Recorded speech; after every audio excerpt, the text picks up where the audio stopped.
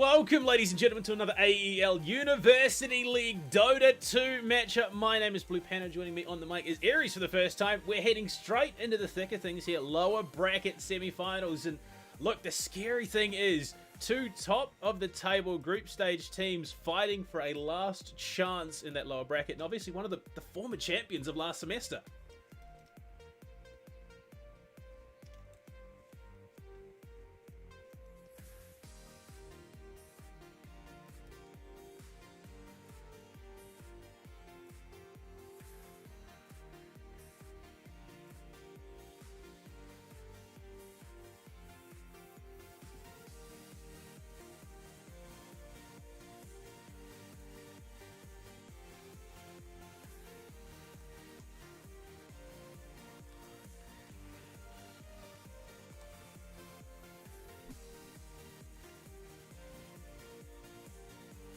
And look, we know TI is on, but look, this is the AEL University League. Former champions might not walk into the next round of competition. So why are you watching that? You should be watching this. And look, Ares, we've seen some interesting matches so far across the board. We've seen some innovation, some dynamicness across these teams. Are we expecting anything crazy tonight, you reckon?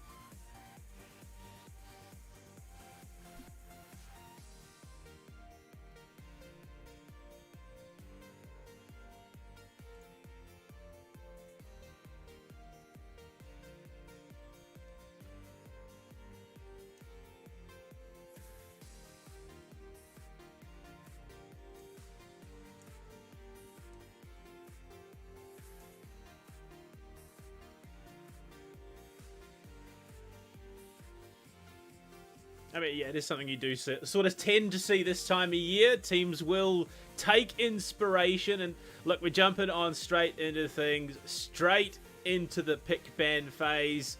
And I mean, look, we've seen some interesting stuff. We've seen all the teams sort of default back to the traditional bans. We don't see anyone, deviate wildly or anything like that. So I'm expecting something like the Tidy early on, possibly something like the Bat Rider as well.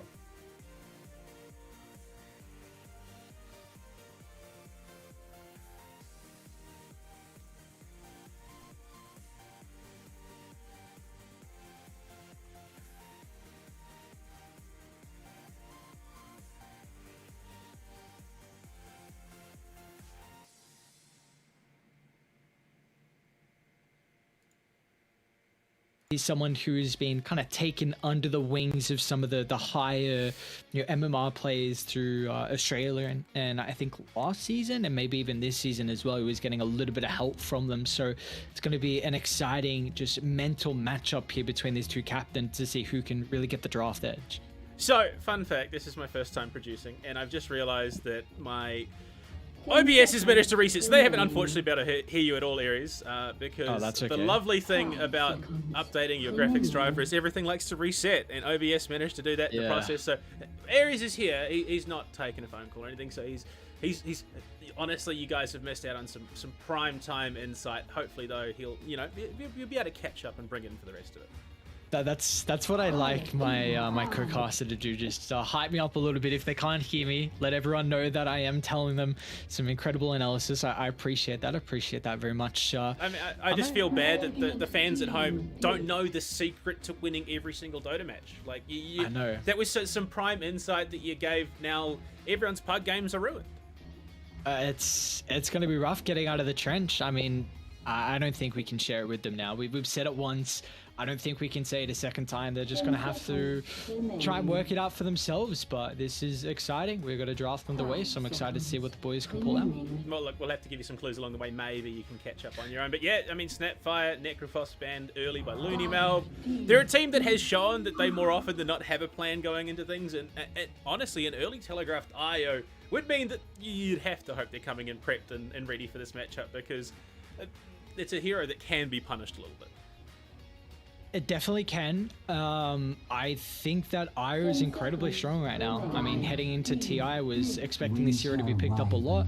That it was, and it's not an easy hero to play though, and not only play but also have the team that recognizes the perfect synergy with it. It requires a lot of coordination. So already UOW picking up arguably the best counter support-wise in the Winter Wyvern. So we'll see if they want to continue with their third pick here, just to identify the IO early. Yeah, look, I'm keen to see where LoonyMelb obviously go with it, what they do lead into in terms of that pos 1, and a Kunker paired with it already. This team fight from UOW is looking pretty scary.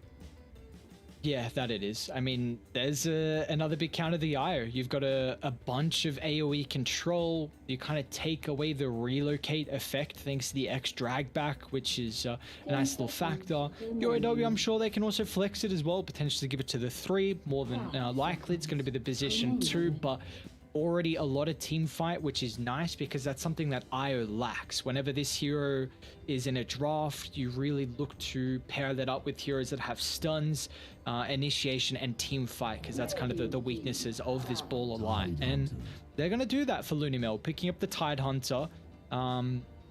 It's not... They don't go for the combo with the Iris, so this does leave them vulnerable to UOW, maybe just in the second phase of bans going for 3 carry bans here, but it gives you the Ravage for the team fight, a little bit of flex. We can see him played in multiple roles, but I think he's a really, really strong hero at the moment. Yeah, I mean, look, at this age here, there are sort of those quintessential picks that you think of when an IO is on the board, the likes of a Gyro, something like a Chaos Knight, something that is going to do a lot of damage going to the later stages of the game and hit quite hard and thrives in a situation where they're not necessarily naturally gifted in the mobility department. So an IO pairing with that means the global presence is there.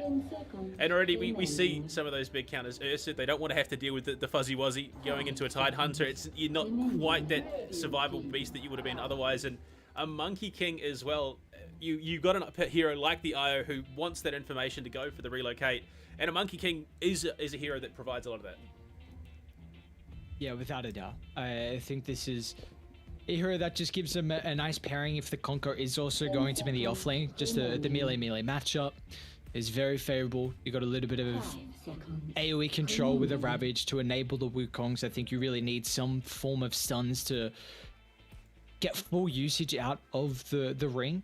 But I'm looking for still, if UOW, they've gone for one of the better already in the first phase, the Tiny.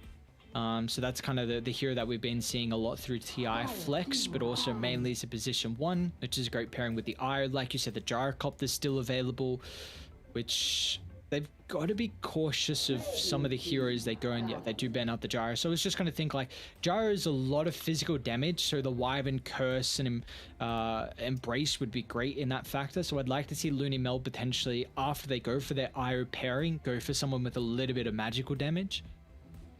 Weaver off the board as well. I mean, Weaver has seen a huge amount of priority. Usually in that POS 3, sometimes being flexed into the POS 1, even a couple of appearances in the POS 2 throughout this tournament as well. So you can understand why LoonyMelb wouldn't want to face into someone who is going to probably be rushing something like the Eggs in the offlane with that, you know, the being able to keep your cause alive in those team fights with the time lapse. And look, it then begs the question, where do LoonyMelb go? They've had Gyro banned out. Obviously, there are still a couple of options, but with the lineup that UOW are bringing, you want someone that probably can deal with that initial burst of damage.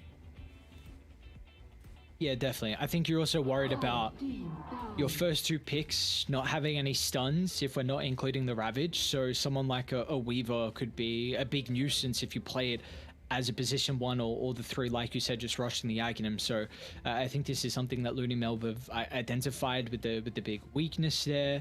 So there's a lot that we're still looking for rating. Whenever I see an IO, I'm again looking to tick off as many of those things as possible, which can be pretty obvious though for the bans. Like you're looking for the IO pairing, you're looking for initiation, pick off across the map, and then team fight. So they've still got 3 picks remaining, but it has given UOW opportunity here through the second phase to really identify that. They're going for a Queen of Pain ban, so a pretty decent matchup versus the Conquer, at least in the middle lane, but it can get a little bit slippery as the game goes on. You know, it could be a hero that they're also worried about LoonyMelb picking up, considering how well they could play it as a 2.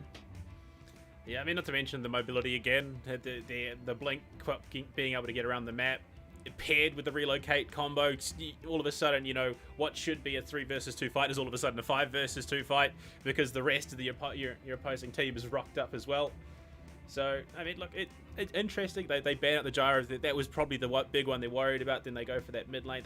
So they are sort of trying to cover all the bases for themselves at the moment, give them those opportunities. But, I mean, having seen, you know, LoonyMelb play, it's not like they have a shrinking hero pool. There is still a number of options available. Yeah, definitely. And I like the point you highlighted as well with the Queen of Pain mobility. I think this is something that IO always brings in the team with the +2 relocate, and then having a hero like the Quap in the middle lane who can have a lot of mobility across the map and always be in a fight as well could maybe run over UOW just with their numbers advantage. So I like that ban and how you highlighted the fact of the mobility. But UOW, they're going to go for more AoE control and a little bit of burst as well against the IO. So a huge fan of the pickup. You can never go wrong with the Lion as a position 4. Gives you a playmaker, which we're kind of needing with your support. The only issue is that enables LoonyMelb to pick up the clockwork, covers some of the weaknesses like I was highlighting, and definitely one of the best ways to deal with the Lion. Yeah, I mean, not quite the mobility of a Quap, obviously, but as soon as, you know, Clockwork hits that 6, he can start to get around with the grapple, obviously. But, I mean, honestly, just an all-around fairly decent frontliner to pair with that Tide Hunter. They pick up the Spectre, so they're looking for a bit of longevity in this match, you would imagine, with a pick like that. But, I mean, not only do you have the relocate, but you've now got Spectre who can haunt around the map as well. This is already gearing up to be a scarily mobile team. Very, very much so. It's great versus the heroes they have at the moment. The only issue is this is a free Timber game. My God. I'm all UOW. Okay. I don't even have to see the last picks. The Timber's going to win them this game. Yeah, look, Timber is going to be quite hard to burn through. No real, you know, Silver Edge natural carrier at the moment, so potentially we see LoonyMelb pick into that in their final, you know, hero. But even then, that feels like a lot just to try and shut down one hero. I will say that I do think the Clockwork is, even though his strength, one of the best supports to deal with Timber, just because of the consistent mini stun and the battery assault can always be a big nuisance. You need other heroes to deal with the Timber, so I don't know how much of a factor it's going to be this game. Spectre as well with the Death Sleep is a relatively decent answer because it is pure. So you can always keep that in mind, but they don't really have stuns to enable the Spectre just to get a whole lot of right clicks off. So now for UOW, they just need to ban out a lot of magic damage dealing position 2s. They've done that already. The Leshrac, of course, we were speaking about the Queen of Pain previously as well. So I imagine the last ban for UOW will still be focusing in that regard. Interesting Viper ban out from LoonyMelb. And I mean, if you're LoonyMelb, you're probably looking for as solid a magic dealer, a damage dealer mid lane, +2 if you can find it. I mean, you're the man, Ares. You know more about this game than I do. I've come from Siege. I'm still reasonable. Well, actually, no, I've been playing the game for a while now, but not quite at the level that you're experienced. If you were LoonyMelb, where would you pick up? Or who would you pick up in that +2? Okay, you got Tide Clock to frontline. You can think of a Lena that can build into Silver's Edge because you don't really have the greatest IO pairing. So it might be, it's not really magic damage route, but it's the route of potentially an IO combo, which I'm not the fan of the Spectre with the IO, so you can go down that route. You can think of someone like a hefty magic like a Zeus because you do have heroes to frontline. Against Conqueror, it's very rough, and they've got a lot of catch on UOW as well, so you could be in a bit of trouble if you go down that route. It would pair with the global setup, though. I mean, it would very much so. Zeus with, honestly, at this, I'm imagining I will be probably laning with Tide, looking for that level 6 mark on both of them, and then they're probably going to go for some big, you know, global relocate haunt gank somewhere. But I mean, I could be wrong. Again, the Lena ban, they read your book, Ares. Okay, I like that ban. Like it a lot. Where do they go? Ooh, you were looking for magic damage. That's a crazy pick. Okay. Odin's been changed a lot, but he used to be very, very good versus tanky heroes because you just want to stack up as much damage and you have Pure in the Arcane Orb. So I've not seen this hero for quite a while, but but I believe he still plays similar with how he wants to be versing all these tanky heroes.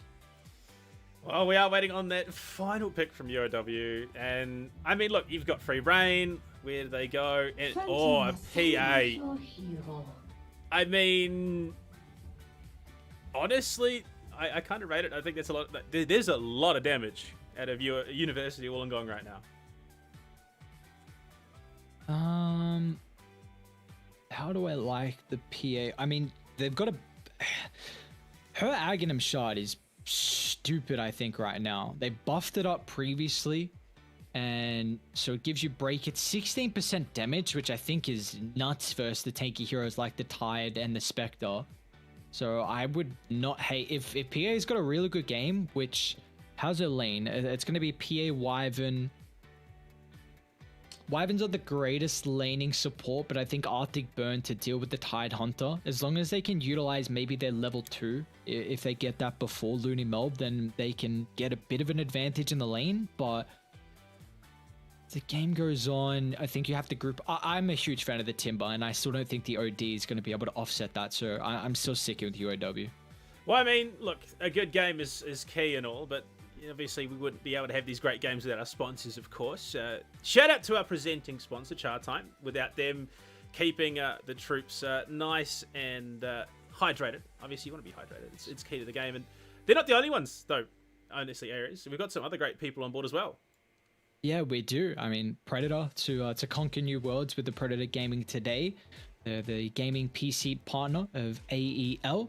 We've got AOC, which is the best viewing experience. They're a global leader in monitor display technology for more than 50 years. And we also have the boys over on Indomie, and we have a bit of a package going on, an Ultimate Gamer package worth $3,500.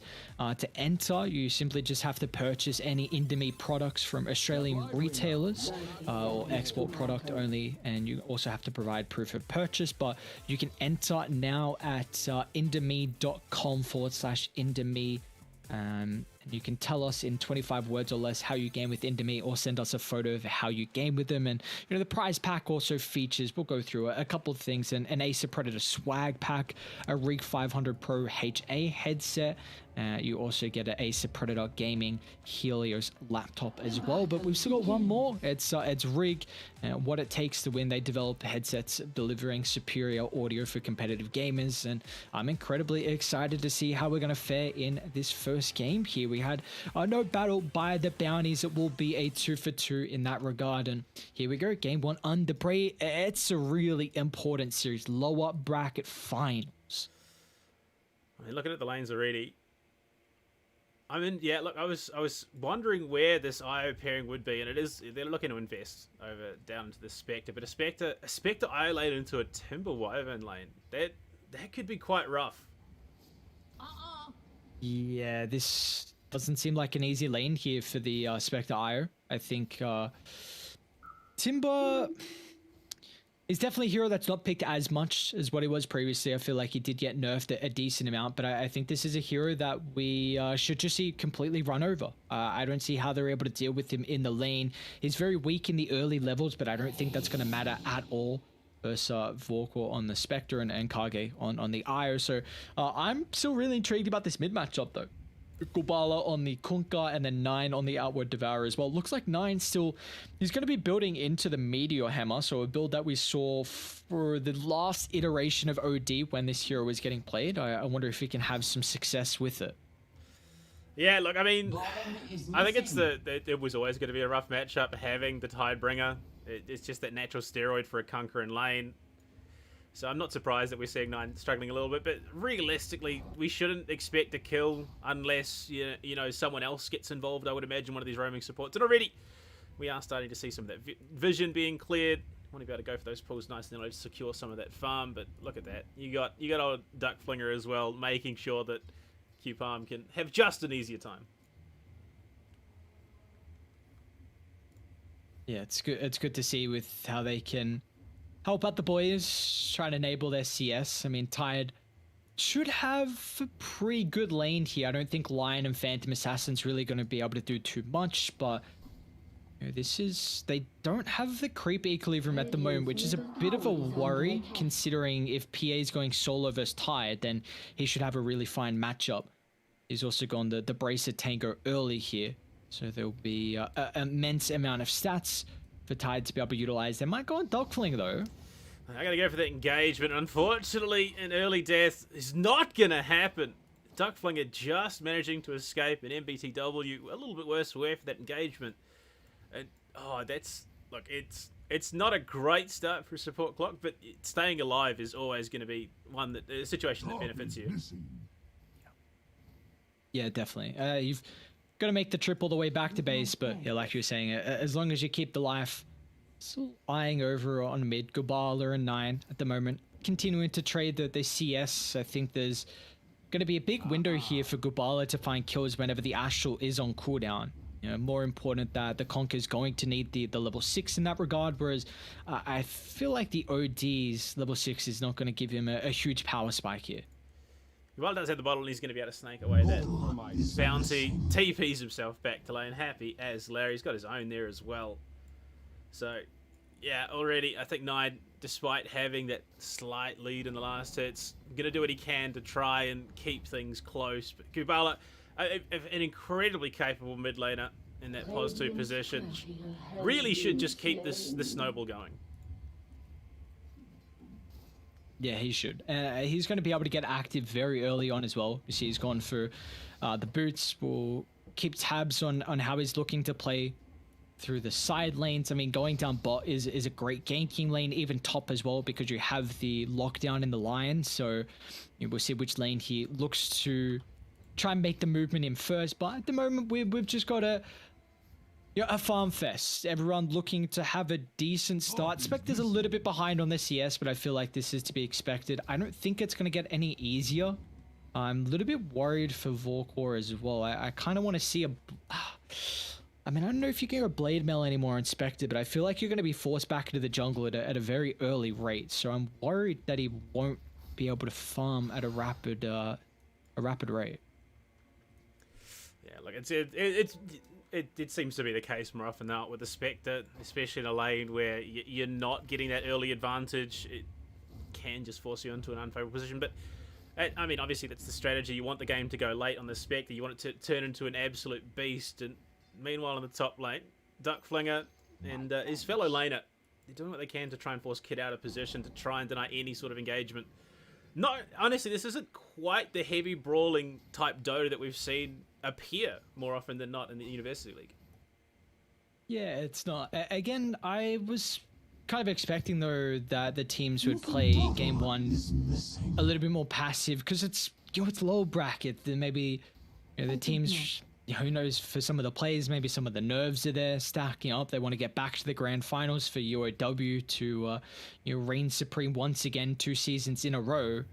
Mid lane, brawl breaking out. Duckflinger's on the rotate down as well. X marks there as well as the torrent, but IO comes in for a bit of help. Kage in the right spot at the right time. Astral Prison, another teleport coming in from the other side, but look at that. Gubala goes down in the mid lane, and I did say chances are the defining factor would be external pressure. And the pressure comes through. Duckflinger, great addition, even the IO as well, just making sure they had the movement speed to get that Astral out, and forces Divine Llama to TP. 9 just picked up the Meteor Hammer. Oh boy, that's a bit scary for Divine. Yeah, the burn. 2 quick kills for 9 here in this mid lane means that things probably could spiral out of control if they don't, give some external help of their own. Another Astral Prison. 9, despite the rough start that he had, is thriving. Yeah, that he is at the moment. I mean, you've dodged the first use of the boat, which is a big opportunity for the Conquer to kind of spiral a matchup, and this now also forces the Spectre to go solo versus the Timber, which you're pretty happy with considering you've got the sustain through the IO. So I was expecting Spectre to be zoned out pretty early, but at the moment, Vorkor having a solid lane, and all in all, the boys on Radiant doing a good job on LoonyMelb. But look at the stacks coming through. And what, triple ancient stack there, I think, coming from the side of the die. So Gubala, I mean, yeah, it has died in the mid lane, but there should be an easy opportunity to come back. Even the triple stack there on the medium camp as well. Yeah, even the, like you were saying, the extra hard stack, so Gubala, he's going to be able to get a lot of catch up. I mean, it's top of CS at the moment. What's the net worth looking like? Yeah, I mean, he's 700 difference, though, between the position 1 and really the meteor hammer is all you kind of need on OD. You want to rush that as early as possible, but then once you can get that, you can start to get a little bit more active across the map. I like that. Another thing that they were lacking on raiding is ways to take objectives. Like Spectre's never the greatest tower hitter. Tide Hunter not really, unless you want to go for the Aghanim Shard late game. So, you know, the Meteor will give you the opportunity to take some objectives. Could see a contest around the room, but Nine gets the Astral off and will just walk away with that invis. Easy as anything right there, Gubala. Not really able to do much more on top of it. But yeah, look, I mean, Vorkor, you talked about this lane probably not being the easiest. He's already given up. Him and Kage heading to the jungle to clear out some of these camps. And they are starting to hit their timings. I mean, you've got the relocate coming up. One more level. Kage is 5. Vorkor has the haunt as well. So we could start to see some big global action in the next few minutes. And, well, it looks like it's going to be happening in the top lane. A nice kill there as we see the Sanity's Eclipse drop. MBTW and Gubala trying to hold on desperately. Kupan walks himself away. They lose a courier, but so far I think that may be the only fatality now. No, the turnaround. Billy is going to jump on in with that big timber saw. Gubala still dies, so it is still a favourable trade for the Radiant. 9 as well, going to TP himself out. Dunkflinger, in an attempt to save his pos 2, though, unfortunately throws away his life. But that's still a fight that goes heavily in favour for this Radiant team. What if they lose 4 core? Billy's out of mana. Oh, actually, Arcane. Double bounties. Gold. Kage is playing a dangerous game here. Again, support's trying to save their cause, and well, Kage, yeah, he's in a dire place right now. So excuse the pun, obviously, but yeah, Timber Chain will be enough to secure, and Duckflinger still TPing in. 9 there with the turnaround as well. There's a lot of action going on, and Billy now out of mana could find himself going down as well. Astral Prison is going to be in range, and MBTW says, I want absolutely none of this, as the Meteor Hammer's going to land, and the Cogs as well. This is Gabe Newell. In a moment, we've had, Dota what, 2. another 5 kills. No, not even that, 7 kills in the space of, what, 2-3 minutes. Dire's top tower is under attack. Well, that's not good for the Timber. Like, not good at all. The fact that I was really expecting him to not die a whole lot of times, and dying super early on like this is going to give Radiant a big opportunity to continue with this momentum. 9, 5, 0, and 1. Already 1,300 gold in the bank.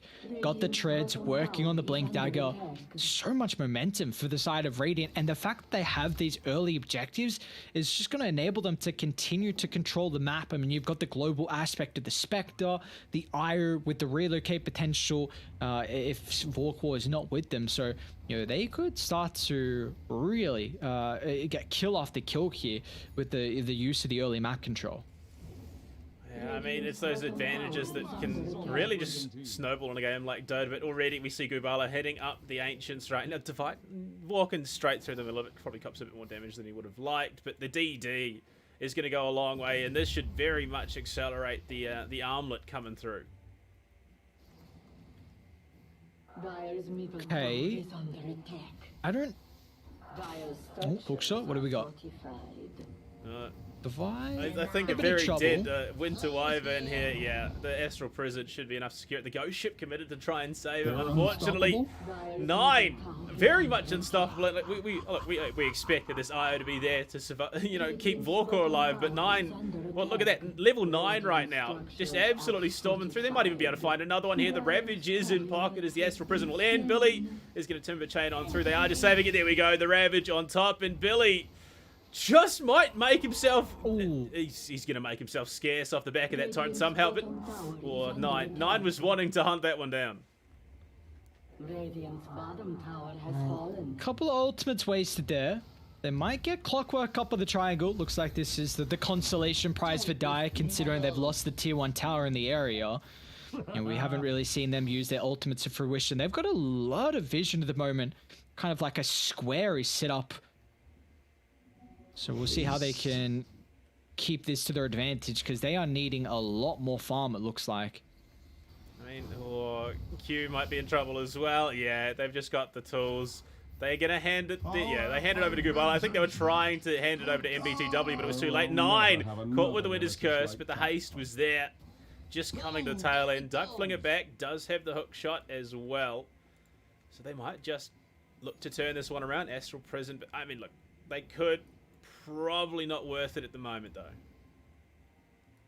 Okay, so the big thing is that Mark is getting a lot of farm on the PA. His 1-0 and 2, even though they've lost that top fight, the fact that PA had the recognition just to TP out instantly and continue getting his farm, and he's only looking for the last component in the broadsword. So the fact that he is very, very close to the Battle Fury gives me a lot of hope here for Dire, and they in fact have the net worth lead as well. This is probably off the back of their stacks, considering Radiant, they've got a couple of their Ancients. They don't have the greatest clear at all. Probably Tide is going to be the one to take it.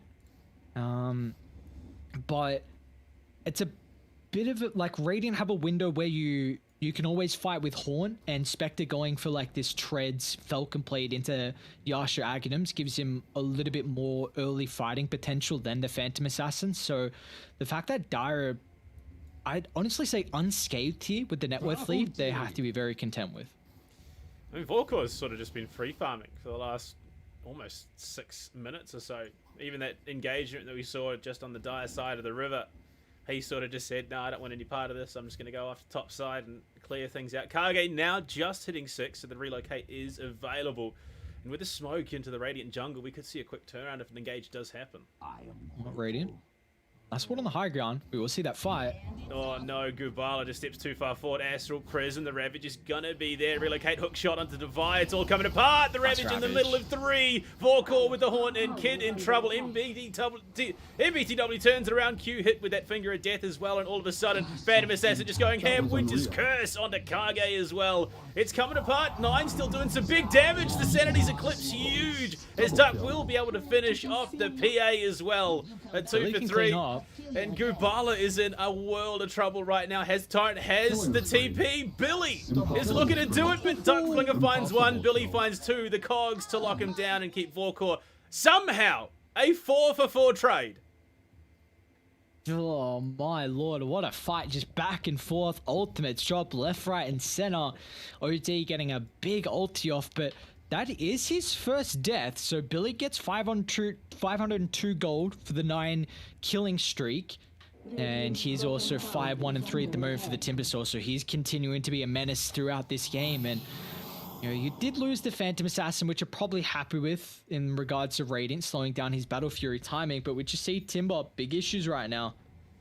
I mean, he's still 100 gold off, so it's not by a huge amount. And Billy, yeah, he's been found, does get used up there, has it in pocket, and somehow he ends up on the low ground, and Billy's just going to walk himself out, cool, calm, and collected. Money changes hands. And wonder how 9's going to look to transition on the OD. He's going for BKB Blink. I would love to see a bit of a right-click build here from 9, or in regards to just, you know, late game OD with the Arcane Orb, with the Io buffing up your attack speed is such a ridiculous beast to go into, especially with all the tanky heroes like the Timber, like the Conquer. It's even decent versus the Cold Embrace because you still get the stacks through, and it's also pure damage, so I don't care about the Cold Embrace. They're actually smoked up from Radiant. No Ravage. The Ghost Ship, as well as the Element there. 9's going to be stuck and caught out. A lot of damage onto him. Gubala just smacking away. Kage doing what he can to try and keep him alive. The Cogs, though, are going to be able to disrupt. Duck Flinger able to walk out for that one for now. Gubala still looking to re-engage. Torrent into the blade is huge. Astral Imprisonment onto himself, and the relocate as well. That's going to get 9 away. Just not quite far enough. Slowly regenerating, but Billy's on the hunt. PA in. MBTW the Ravage to try and counter, but it's not enough. 9 still falls, and Billy's looking for more Q Pump in a world of trouble right now. Big damage onto what should be a very tanky Tide Hunter, the Yules as well. They're going to get themselves this kill. Billy, I mean, is the difference maker. Yep. Yeah, 100%.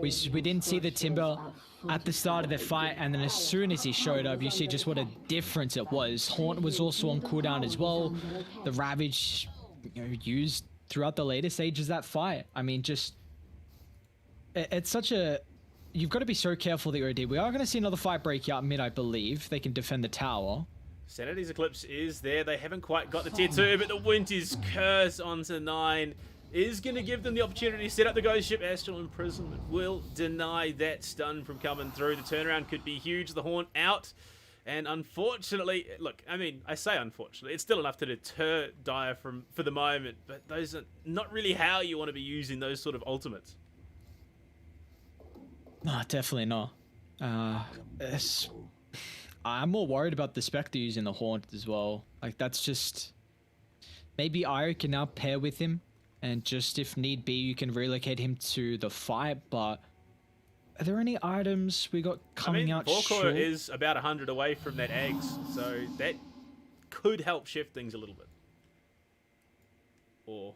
This should make my life easier. Yeah, definitely. I think it'll give him a better opportunity to jump the Lion, although still, I think Lion's actually one of the better supports to deal with the Spectre, just because you have the Hex and the Mana Drain to get rid of the illusion instantly.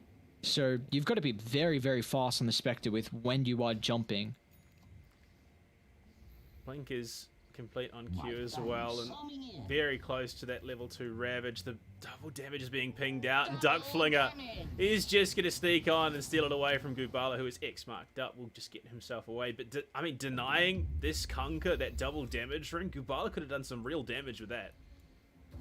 Boom, there it goes. Yeah, without a doubt. I mean, we've seen what he's been able to do throughout these fights, and I want to see Dai just played a little bit more slow now. I mean, Billy needs mana, which is one thing. He's been kind of playing on the map with barely any mana, so you got to be cautious if a fight breaks out. But Gubala needs BKB. Mark is looking for a Desolator, so he's second item of the game. And, this is still a hero that needs a lot more time across the map to really utilize his farming steroid in the Battle Fury. So I think Dire have to be happy with their 4,000 net worth lead and just look to play it a little bit slower now. Get some wards set up around your triangle, and if a fight breaks out there, then you can maybe take it. This is aggressive from Billy. Might be penalized. They do have the Winter's Curse, the Astral Imprisonment into the Meteor Hammer, Cogs as well to try and deny shredding through that mana. Billy is just going to walk up and take the tower. He will use himself the Ravage, denies Kid the entry and the commitment into the fight. 9 takes down Billy, but the return comes. Gubala drops Duck Flinger. Vorkor dropped as well by Mark. Kid killed out by this Tide Hunter, and everything is just coming up Dire right now. Astral Imprisonment to try and keep 9 alive. Actually, no, sorry, it was Devi who went into the Astral as 9 just trying to get out. Q on the teleport, he's just going to be able to sneak it out, even with a crit. But that is not how you want things to be going here. Oh, look at that Kage as well. He's in a horrendous spot. Punished, having to try and relocate out his mid laner. And things are just going from bad to worse right now. Yeah, if you take a look at the goal change, you'd be thinking like it's really not the worst loss for Radiant, but I think the fact that the Phantom Assassin gets involved in that fight and doesn't die, also Gubala doesn't use a BKB charge, so he's still holding 9 seconds. You got to be very happy in regards to die, because now that's the Desolator completed for Mark, and you can start to tear up the supports. I mean, Kage's only got 9 armor, no Ghost Scepter to really protect him versus the Phantom Assassin. I mean, Holy Locket's going to give you 3 armor. You get a little bit from Mechanism as well with the 4, but I'm really worried now that PA is just going to look to identify the big issue in the IO, and Spectre is just falling further and further behind in farm. Yeah, I mean, it's feeling like an exercise in futility almost, and Dire smoke as they look to push on through across the river towards that Radiant bottom side jungle. Kage will be the first one to be found. Gubala to spot him out, trying to set up for that torrent, but the Astral Imprisonment will enable 9 and Kage to hopefully get out for now. Billy is on the hunt. Well, with that use, yeah, Kage might just be able to tether away, and he does. But the X is still there, the Ghost Ship as well. Astral to deny. And it's all very reactionary. Kubala's just going to walk on up, try and take it. BKB activated. And 9 just slap it away where he can. Q denied, but Vorkor there in the backside to try and take down Kid. But he's incredibly tanky to win his curse onto Q. Kid's still alive somehow. Kage as well, desperately trying to run. Will go down to the timber chain. Vorkor does get Kid, but I mean, consolation prize at best. Looking to turn onto Divide now that maybe Dire have overextended a little bit. But, I mean, look at that. Billy's still in there. He's trying to get things done. Every single kill that is handed over. And 9 picks up Gubala as well. So it's these little oversteps that we see out of the Dire that could enable, you know, 9 and the gang to come back into it. Mark! Oh, they got him! Oh, Mark, that's rough. They're going to have everything they need to deal with him. Vorkor picks that one up as well. And we were worried about this Spectre and what impact they would be able to have on the game this late. And I mean, you look at that. Money in the bank, XP as well. Well on his way to getting that Manta finished.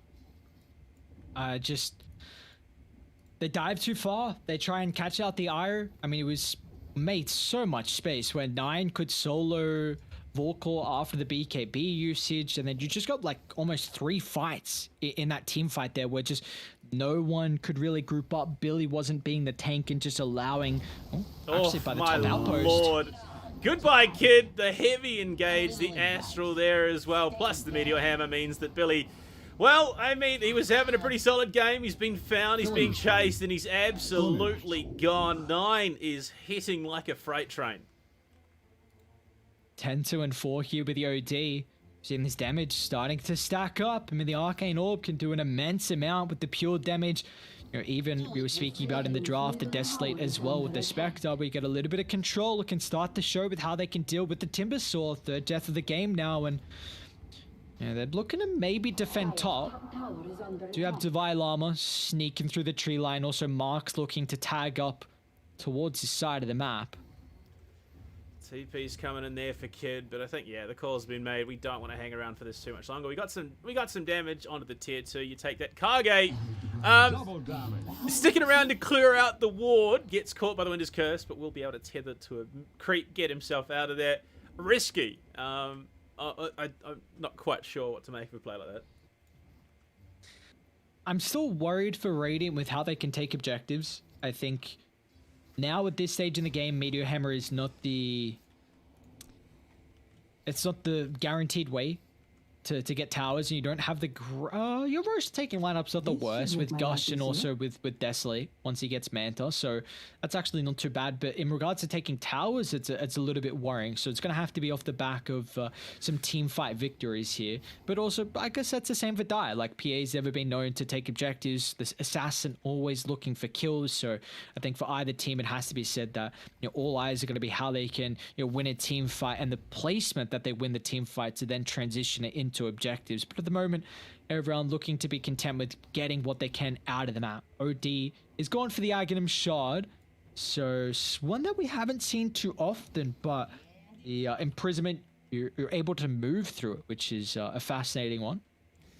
I mean, it just provides that little bit of added survivability, especially given that we have seen a heavy engagement onto Kage so many times already. Keeping the IO alive is definitely going to be something that could turn the momentum of a fight. We are starting to hit some of those talents, you know, marks as well. You look at Vorkor at the moment. He's just hit 19, just about to pick up, I would imagine, probably a bit more health given how things have been going. And I mean, 400, economically, that's pretty huge, plus the Manta style on top of it. Yeah, that's going to be difficult to bring him down. You also got to keep in mind about the effective health he gets through the dispersion, so... And also if the Ire is nearby to increase the sustain factor. But next fight, it's all around Roshan. This is going to be really the turning tide through this game, and it looks like both teams have recognized this with how they're playing and also how they've dropped their observer wards through the location. I mean, I don't see any big ultimates, you know, at least leveling wise. Well, 9 with the level 18, so 3-point sanities is going to be pretty nice just for the base damage increase. The radius is nice as well. What about the Spectre? Spectre's 19, so yeah, Vorkor is already up on him, but Radiant, they're going to smoke up. Unfortunately, the Die do have the high ground, and Billy will spot the smoke popping. Duck goes in with a hook shot, hits onto Devi. Astral Imprisonment there as well, trying to deny the Winter's Curse. Cogs just pushes him onto the low ground, and Sanity's Eclipse, they can't kill him. The turnaround could come, though, but 9 pops that BKB. Ducklinger just forced to take it, goes Mark's in shipping. trouble. Oh, Look at the T2. no, they just diving straight on in. Forecourt popped the horn. They went and committed the Ravage as well, and Gubala, I mean, he is pretty tanky, but they've spotted him now, and he is going to be a prime target. If they can take him down, that would almost certainly enable Rosh. But Billy still has something to say about it. X-Mark into the Torrent. They do have the damage, but unfortunately, 9 has now gotten involved. Yules to deny the Meteor Hammer. Kubala pops the BKB of his own, trying to get himself out. He's low. He's trying to armlet toggle through all of it, but Q is chasing, wanting to give that information. Billy might just be the sacrificial lamb, but a Winter's Curse onto 9. The turnaround from Devi is huge. Taking out your OD, that's absolutely huge. Now all of a sudden, it's Radiant who need to get themselves the hell out of Dodge. Kidge going in, Q hit with that Torrent Ghost Ship as well. Finger of Death on top. And overconfidence cost this Dire team earlier on in the match. Now it's Radiant who are the ones to suffer because of it. Now Ira's going to be brought back to his demise as well as... Wow. I mean, it was looking beautiful for Radiant. I mean, just the chaos. That's what they want in fights. You want to split up the supports. The Spectre was able to kill off the Lion before he could kill off the illusion with the Hex or the mana drain. Then you had OD and Clockwork, I believe, trying to deal with the Winter Wyvern, which gave them a big window. Darkflinger might get caught out in the river. No, he won't. It's so important for Radiant to just kill off the 2 supports at the start of the fight, because that's a lot of their control and a lot of their turn potential. And you see, whenever Spectre haunts, you instantly want to group up as a team. That's the main thing, because if your supports are split from your tanky heroes on the front line, you're going to get picked off, as Darkflinger once again looking to find another kill on the support. Devi last time was able to get away. He is going to hit himself with the Cold Embrace there, but the Astral will drop down. 9 says, this one's mine, boys. Don't you worry about it. So Devi now gone, and that is, I mean, the buyback's there, but it's 45 odd seconds without that Winter's Curse to be that, you know, that deciding factor in these team fights. We saw what a turnaround it caused in that last one, and you look at the posturing, they are looking to get themselves this Roshan. Incoming. They don't have Ravage up in 5, in fact, so they will have it relatively shortly. Sanities as well, so all the ultimates at the ready for Radiant, and looks like Dire aware of this. They just can't contest it. I mean, look, there's something they could do, but it's probably not the smartest of plays, and we've already seen that momentum shift play out a couple of times now. Overconfidence or overcommitment to something costing them, and so, yeah, Roshan is going to go down. It's going to go over to Vorkor, of course, who is, I mean, a hell of a beast right now. 3,200 health, and the blink engagement, 9. What is he going to be able to find? Kid for the turnaround. Ravage hits both of them. Kid and Billy in trouble. Kid just obliterated by the Sanity's Eclipse. MBTW goes right into the middle of things. Forecourt deep looking for that kill onto Billy. 9 is taking some big damage from the crits, but they're still not quite able to confirm. Kage keeps things going. And this Timber Sword from Billy is going to slow things down. Vorkor dies. That is the Aegis pop, which is curse onto Kage plus the Ghost Ship. The turnaround is going to be absolutely huge. Duckflinger as well, trying to keep alive in the middle of it. Duckflinger does go down to Devi. They still have the tools. They can look to turn this around once again. Vorkor chasing down Gubala. Unfortunately, the Spectral Dagger not quite enough to get him in close proximity. And ultimately, at the end of the day, it's only a 1-for-1. You take that though. You killed off the Aegis. 1-for-2, technically. Yeah. I just... That fight going somehow well for Dire blows my mind. Like, Mark really misstepped the side of the fight with popping a BKB and going on the tethered hero. Like, you gotta kill the Eye. If you don't kill Eye, fights are going to be very, very difficult. As we see Kage and 9 just combine together with the sustain, with the damage that you can buff up for 9. It's really troubling. So, honestly, my eyes are on Dire on how they can get vision to start the fight and obliterate through the ball of light. Because if they don't do that, I'm worried on how the fight's going to transition afterwards. Oh, a bit of posturing down on the bot side. Horn not available for another minute or so. If Kage and 9 step too far up, they could find themselves punished with this four-man Dire roam down towards the bot side. But I think it's the unfortunate nature of having that shard. You can go on Kage, but the Astral comes out. You go on 9, the Astral comes out as well, plus the healing from the tether. Meteor Hammer to try and deny this wave. Hookshot, unfortunately, just a little bit wide of the mark there. Won't be able to secure the edge. But you look at that, Vorkor. understands the possibility of a team fight and says, well, I've got Haunt coming up soon. Let's just get some more gold flowing. I want to get this Iascardi. And he knows that Dire are hesitant right now. So that's, I mean, it's economy. That's a huge item as well. Just the healing reduction versus someone like the Timbersaw, who's incredibly beefy. Even honestly, Gubala as well has got 20 HP regen. That's no joke for these long drawn out fights. They're looking for it, but Nine with that Blink Dagger is going to get himself, again, out of dodge. They're looking.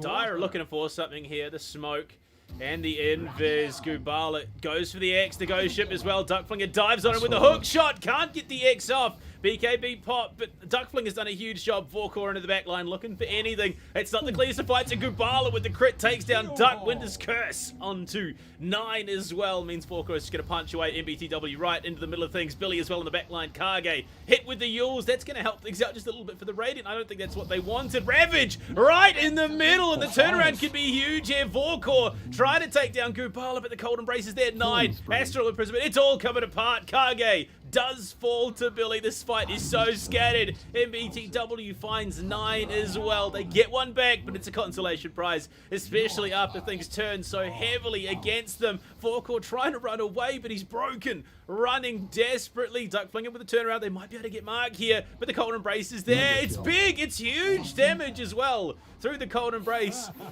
This fight is chaotic. This is quintessential Uni League.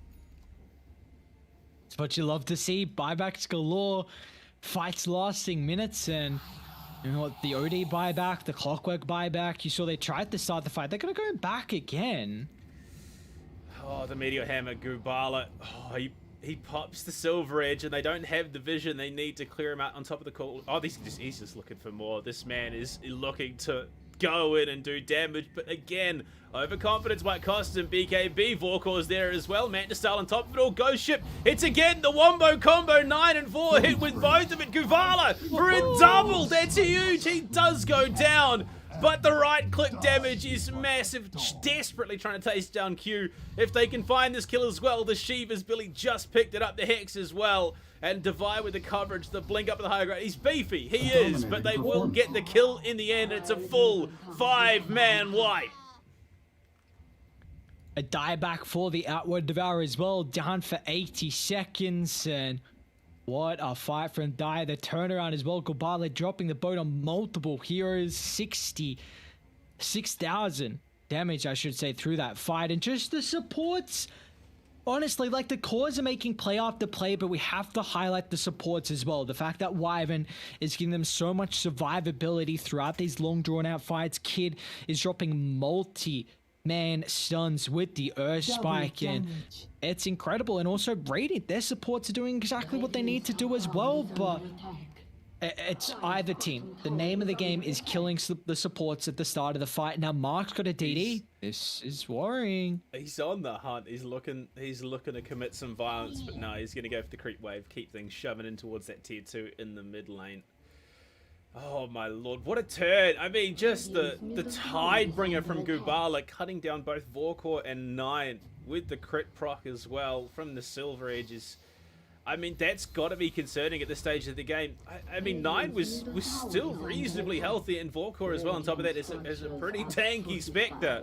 But, I mean, I think Vorkor was killed from 30% health or something. Yeah.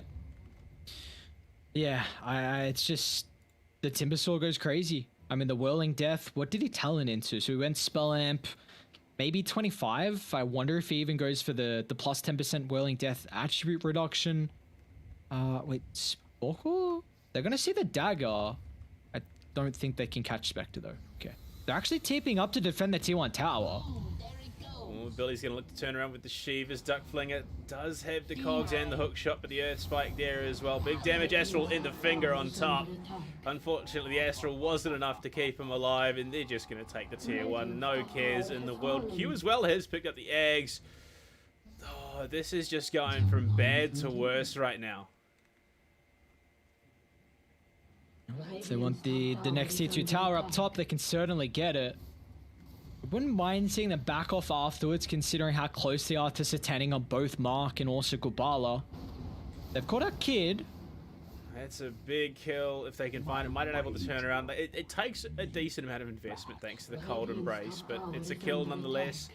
Unfortunately, though, okay, no, I was going to say it might not be enough to alleviate the pressure, but it is. Another Astral Imprison onto Billy, but you look at that, Gubala and Mark are right in position to try and contest it should the engagement come, and Vorkor says, I'm going to keep doing what I'm doing. I'm off to farm. I'm then going to haunt in should you need me.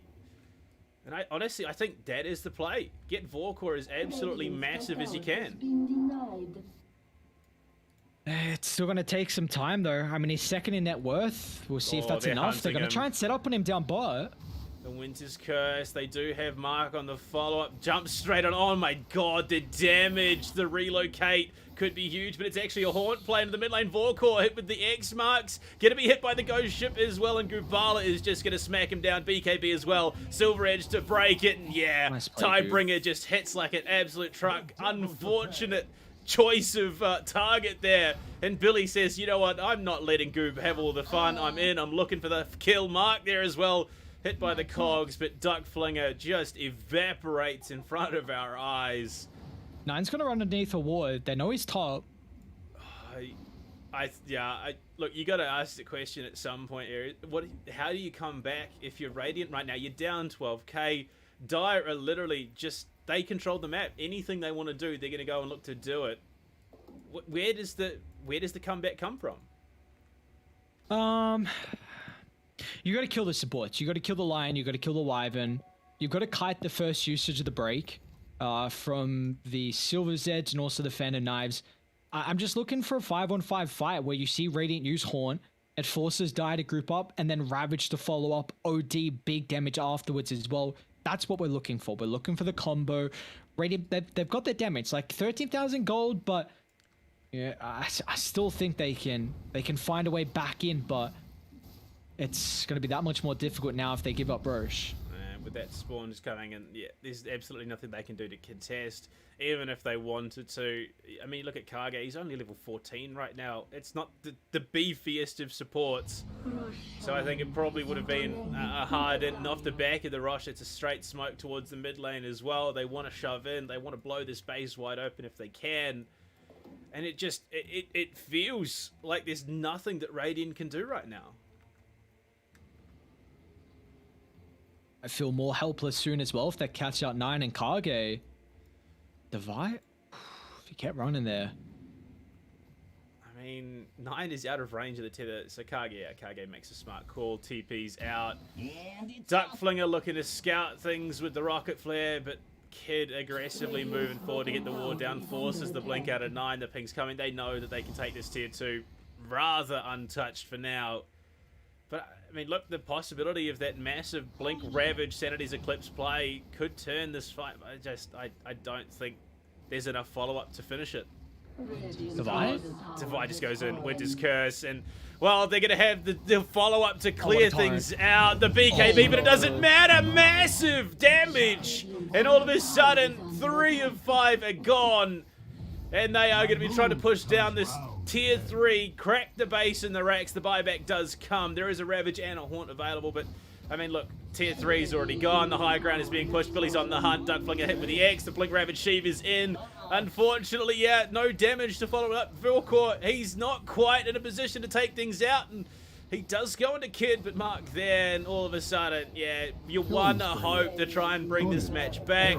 Is forced to die back. Well, he's brought back now. Q dropped as well. Mark is huge. Gubala is huge. And Kid and Divide just enabling another buyback for Duck Flinger. But without you, I mean, we didn't even get to see Sanity's Eclipse dropped. And, I mean, Mark's not even done. He's hungry. You've got OD up in 30. Buyback available, and if they're going tier 4s, you're probably forced to use it. The buyback is there. Nine looking to try and catch up Billy, but the Eels to save. The Torrent as well to deny. They're just going to go hard commit on to Billy. They will drop him, but the buyback's there. The damage, again, still already done. You've cracked the mid-racks and proved that you can just man-fight into this Radiant roster regardless of what abilities they have. Oh, this is a cool play. Oh, Nine. He just bought back. He's blinked on in, caught with the Hex. Ghost Ship not even going to land. Earth Spikes there. They will get the relocate off, but it leaves Duckflinger well and truly alone. Vorkor on the sideline. 9 has the Astral. The X marks there onto 9 as well. Pops the BKB. Sanity's Eclipse is big. They do find 2 very quickly. Billy and Kid now on the sideline. Sorry, Billy was dropped earlier. But same time, they do get Divide as well. Vorkor hitting hard on the back line. Overcommitments. We just keep seeing them. Mark, is he in trouble? I mean, he's going to get that blink away for now. Oh, they have to buy back, I think, to the outpost. Yeah. You can fight with Aegis. They are hunting. They will get the Gonna buy Astral. back. No, again, Mark is just so tanky right now. Vorkor jumps on in. They're looking for it. But look at that. The Satanic. The healing is huge. And they drop Duckflinger as well. And what looked like that was the engage they needed to pull off has been turned once again. Not even forcing the buyback. Oh, the Kage they do. Oh, Kage. Back so soon? I feel for the Radiant supports in this game. Yeah, it's a hard life versus a Phantom Assassin, isn't it? When you're 10, 4, and 13, late game, you went for the coup de grace talent. Just so much damage on Mark. He's got a leveler now as well. I mean, honestly, at this stage, what do you do, Ares? Is it just a case of hold on for a bit? Yeah, do you hold on a little bit longer so that you can talk about what you need to do next game, or just FF and try and recover the mental? I mean, Dire have been diving pretty deep, so maybe you're off the back of one team fight. They're not megged, so there's definitely, I mean, there's opportunity. It's going to be hard to come back 27,000 behind. I mean, probability 97% as well. They're just going to go straight on, and the Astral does keep Q alive a little bit longer, but Vorkor hit with the Hex, BKB, Ravage combos there. Haunt as well. They look to try and turn this as best they can, but the break onto Vorkor means that he is a null entity in this situation. They do get some targets low, but Duckflinger, look, Kid just turns around with the fadeaway and hits him with it. He's still going to survive the finger of death. It's, I mean, salt in the wound, really, at this situation. They're going to get the bot Rax completely contested. The Sanity's Eclipse doesn't even take anyone down. Oh, actually, no, they do get Kid. Sorry, that was Q with the gush, but, I mean, at this stage, it's basically a wet noodle fight. Yeah, it definitely feels like that. Respected down, no buyback. They're actually going to look to reset when they're TPing back the Timber with the X. So, Raiden, they're going to be cautious. They might just jump back up instantly. I mean, what a hell of a game, though, for UOW. 44 minutes in. I mean, 2 full sets of barracks advantage, and probably just going to look to play methodical. Head for the last set up top of him. Mark, he's got 5100 gold in the bank. So he's a rich boy, and it'll be a slow closeout. Unfortunately, no courier for the next 2.5 minutes. So that gold is just going to have to sit there and build up. But you look at Gubala. He has the Daedalus, has the Silver Edge, plus the Satanic. Billy is, alone, more or less. Just manning up to this tier 3 right now. Mark and Goob will join him for now, and they're just going to start pounding away at it. And, I mean, they don't even have Lion for the setup. We are going to see that X combo. Ghost Ship Turret 9 is just evaporated. They follow up with a kill onto Kage as well, and that should be it. This should be game right here. They are going to go for the Megas. And Billy, look at that. He's cold and braced up inside the fountain, trying to take it. Yeah, the call's made. The GGs, and Wollongong will take map 1. Wow. What a performance. I really feel like this was just the story of the supports, though. Like, we were seeing for kind of back and forth what either supports on either team were able to provide them. I mean, the Winter Wyvern, there was some exceptional Winter's Curse to turn fights left, right, and center.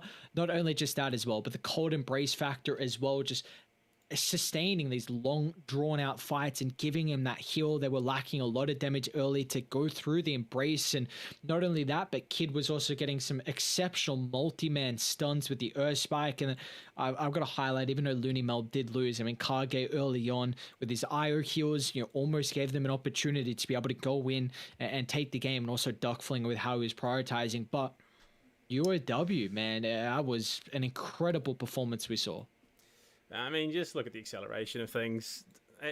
It was just on the up and up. It was just, I think, from what, the 18 odd minute mark, there was just no control that we saw out of LoonyMelb. It was just that downward spiral from there.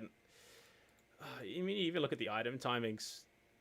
It was all coming together despite, we saw the success that Nine had in the mid lane. It didn't matter. It really didn't. I mean, Nine was 9-1 at one point, 9-2 something, and he ended the game 13-7. Yeah, man, what an exceptional performance here. They want to try and go back to the grand final, get a little bit of revenge, and also reign supreme for the second season in a row. We'll see what LoonyMelb can do, though. Backs against the wall. Can they force a game 3? Well, obviously it's a best of 3 situation here, so we are going to have another matchup after this one, and potentially a third, depending on how things go at the end of that one. So we are going to throw it to a quick break. When we come back, then we'll jump into map 2 and see maybe if we can get that decider coming on through.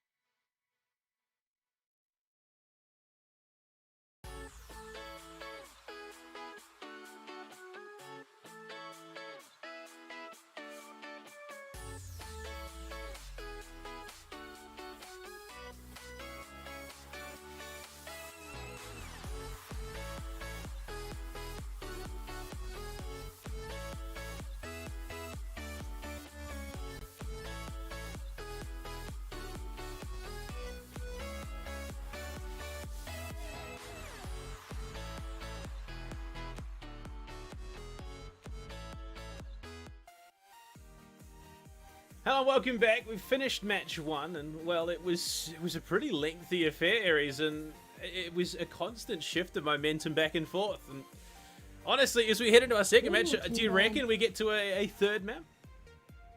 I reckon there's a possibility. I think comes down to draft, definitely. I think with how even these two teams are. Yeah, I think it comes down to draft, honestly. Either team has the factor to be able to take it. I think LoonyMelb had 10 seconds remaining. times throughout that game where I'm like, hang on a second, I really feel like they can take this. And then for the side of UOW, we saw that with what they were able to do. And now it's just a factor of your tournament lives, you know, backs against the wall. It's one game potentially left for them to shine, or maybe if they can force a game 3 and go from there. Just take one game at a time though for LoonyMelb, and we'll see how that's going to be. Was Kage was drafting last game, wasn't he? Do you remember? Look, I couldn't tell you, honestly, going back that far, but what I do know is we've got a concubine, so respect being paid there to Gubala after what was a pretty dominant performance. Oh yeah, an incredible performance from Gubala there with the Conquer. And this is like, I wonder what this is now going to leave available in the pool. You know, potentially this could be a worry. In fact, LoonyMelb, they're the ones to get rid of the Tiny. Last game it was UOW, so we saw the IO opener for Kage. We'll see if UOW want to pick this up for themselves, potentially, if they have that capability. In fact, it's just going to be an early Monkey King, so the flex between the 4 for Divine Llama or the 1 for Mark. We see you can play it as a 2, or G like to play it as a 3, give it over to Seb, but I feel like it's mainly 1 and 4 flexi. I'm a huge fan of the Monkey King, so I can't hate it all with this opener. Yeah, I mean, even if it's not going to Mark, there's just the information gathering you can get dancing around the treetops, plus the setup is a pretty potent combo as well. Dire team's turn to LoonyMelb, they're going to open with the Lion this time, denying Kid that pick. I mean, honestly, he was hugely influential in that as well. Oh yeah, without a doubt. And this gives you a bit of a playmaker now. For Duck Flinger or Kage, whoever's running, they go for the Legion. Oh, I'm personally not a fan of the hero. I'm surprised at how much is being played at TI. I've seen the armlet. I haven't got to see Legion enough throughout those games, but going into it, I wasn't liking the hero, so I'm intrigued to see how OP is going to look to play it. We had a relatively good tied game, but we'll see how he can fare on the Legion into I mean, Monkey King wins pretty much all his melee lane matchups, so if he gets a pretty decent position 5, I feel like it's going to be no different. Look, there is a lot of possibilities that this does open up. LoonyMelb, do you feel maybe they're sort of throwing it all on the line right now with this setup that they're looking to gear up into? I mean, Legion can be quite a snowbally hero. If you do get a couple of early duels, you can look to be an absolute monster going into the late game. Do you think that's enough for them to get to a third? That's a good question. It's nice that you pair it up with the Lion. You have potential to just win a duel victory whenever Lion's Finger of Death is available. It's a long cooldown early on, so it's not the greatest pairing. Like, I like Skyreth Mage a lot better with Legion just because of the ultimate cooldown synergizes a lot better together. And you're right though, Legion, I really think is a Thirst or Famine type of hero, and he can snowball. And he cannot, and he can kind of play as a position 4, maybe 3.5, whatever you want to call it. So, honestly, no, I don't like the pick. I don't like the pick into Monkey King Lich. Lich is an incredible laning stage support that's going to amplify the Monkey King. I don't think Legion's going to have too strong of a lane, and if he doesn't have a good lane, it's all on the back of getting as many duel victories early on, and if you don't do that, then you don't have a game. So I'm a bit worried with the Legion pick. I mean, and again, this is probably coming into my dumb pub brain. Is there a potential that we maybe see it flexed somewhere else? As odd as it would be to see 9 take it in the mid lane or so, just try and get it out of the the pairing against the Monkey King maybe. But I mean, you look at the bans already coming through, Void and Ember Spirit and the Quap as well being taken away from LoonyMelb, and Lena and Timber in response. So, yeah, honestly, with every single ban that LoonyMelb goes for, it feels like they are definitely putting all their eggs in the one basket of this Legion Commander Lion combo. Yeah. So, I mean, we'll see. At the 10 moment, seconds remaining. it's just a lot of emphasis on trying to counteract 5 9's seconds hero pool remaining. in the second phase of bans for UOW, which I don't hate at all, considering Dire you've team's already turn got to your pick. 4 and your 3 on LoonyMelb, and 9 had an exceptional performance on the Outward Devour, and I feel like he's probably the X factor. He's also drafting for LoonyMelb. I am like 90% certain it was Cargate in game 1, so maybe already. Like, I look at those small things. That's, seconds for me, remaining. that's not a good sign. If you're swapping up your drafter in an 5 elimination seconds match, remaining. that gives me some worrying signs. So we'll see if 9's going to prioritize his pick as the 24th, or if he's going to go for his in the 18th here. But at least for UOW, just a recognition of getting rid of the Quap, the Ember, the Void Spirit, some heroes that 9 can really thrive on. But they're probably, you could, honestly, I'd like to see them go for the carry and their second support here through this phase, because they already see the Monkey King. He can be flex, but I think it's too good of a matchup against the Legion and with the Lich. I mean, it's probably going to come down to those mind games a little bit. Radiant Maybe team's turn to that pick. could be what LoonyMelb Sky needs. Wrath Okay. And made. so they are going to pick up the Skywrath, like you were just talking about. And I mean, again, it does feel like they're trying to shoehorn every possible bit of potential into this Legion Commander pick. You got the finger, you've got the Skywrath locked down and set 10 up. But seconds remaining. I mean, where do you go from here? Honestly, Five seconds it remaining. almost looks like it could be feeding into something like a Faceless Void pick. Yeah, definitely. A lot of AoE damage, so a lot of damage that can come outside the chrono if you want to go down that route. Radiant Trying to team's think turn how the pick. matchup fares versus the Monkey. Tidehunter. But they pick up a Tide now, which I do not like versus the Legion, because Tide can definitely die you. Kraken Shell will do nothing versus the Jewel, so if the Legion's really farmed and you've got Sky with maybe level 2, that Mystic Flare is actually enough to kill off the Tide, but I think they're just like, let's go for... LoonyMelb are lacking 5 a lot of seconds team fight remaining. potential. So doubling down on UOW's team fight is a scary prospect now for Dire to deal with. So maybe this is where, like you were saying, the Faceless Dire Void can team's come into turn to play. They're also going to go for the Juggernaut as well. So they will flex the Monkey King to the 4. Jug Lich is an incredibly strong lane. Radiant team Gives you a ban. little bit of survivability. Ursa Warrior. I like this pick. Okay, let's think. Can you aggro tri-lane? Because you want to get the Tide out of the Ursa matchup. Jug, Lich, Monkey, Sky Lion. 10 seconds Ursa's remaining. pretty weak through the early levels. Supports need 5 levels as seconds well. remaining. Sky can spam a decent amount with concussive, but Lich with a Jug Dire is really team ban. strong. I don't know. They might just sacrifice the Tide Hunter, which is a bit worrying, but I mean, it's We'll something see. they can do, and obviously get a couple of stacks going in the jungle, and a Radiant rough team Tide ban. lane can easily be bounced back from. And I mean, we see 3 of 4 Spirit bans coming out from the side of Wollongong right now. It's all down to what I would have to imagine is 9's pick in the mid lane. I think anything else would probably be a bit risky if we see, again, something. 10 seconds I wouldn't remaining. imagine we're seeing that Skywrath go mid or the Legion Commander. I think it'd just be a bit 5 too seconds risky, remaining. too bold in this situation. So, I mean, what do you pair with this setup from LoonyMelb? Honestly, something like I want to say something like the Magnus, just to sort of amplify those 2 very heavy right clickers, and provide some setup with reverse polarity. that's a but great pick. That's a great pick. I don't. Again, it's a case of I don't quite know if that is enough for LoonyMelb to take this. That's a really good pick. It gives you BKB control through the Jug, team fight which they're lacking. A hero that actually scales pretty well into the late game. Can also amplify the Ursa, which I was just going to say. I feel like LoonyMelb will not win late game because it's going to come down to team fight, which they're lacking. And also Ursa has big issues in regards to scaling. So the mag can kind of help out in that regard. There are not a lot of position 2s left. TA, Tinker, Lena, team Tiny, ban. Conquer. I mean, I'm literally more than 3/4 of the bans. I'm not going to go through them all. They're literally all prioritized to deal with the position 2. So I'm looking for Radiant maybe to go for someone like a Death Prophet potentially. Doesn't have too many bad Radiant team's matchups turn mid, to pick.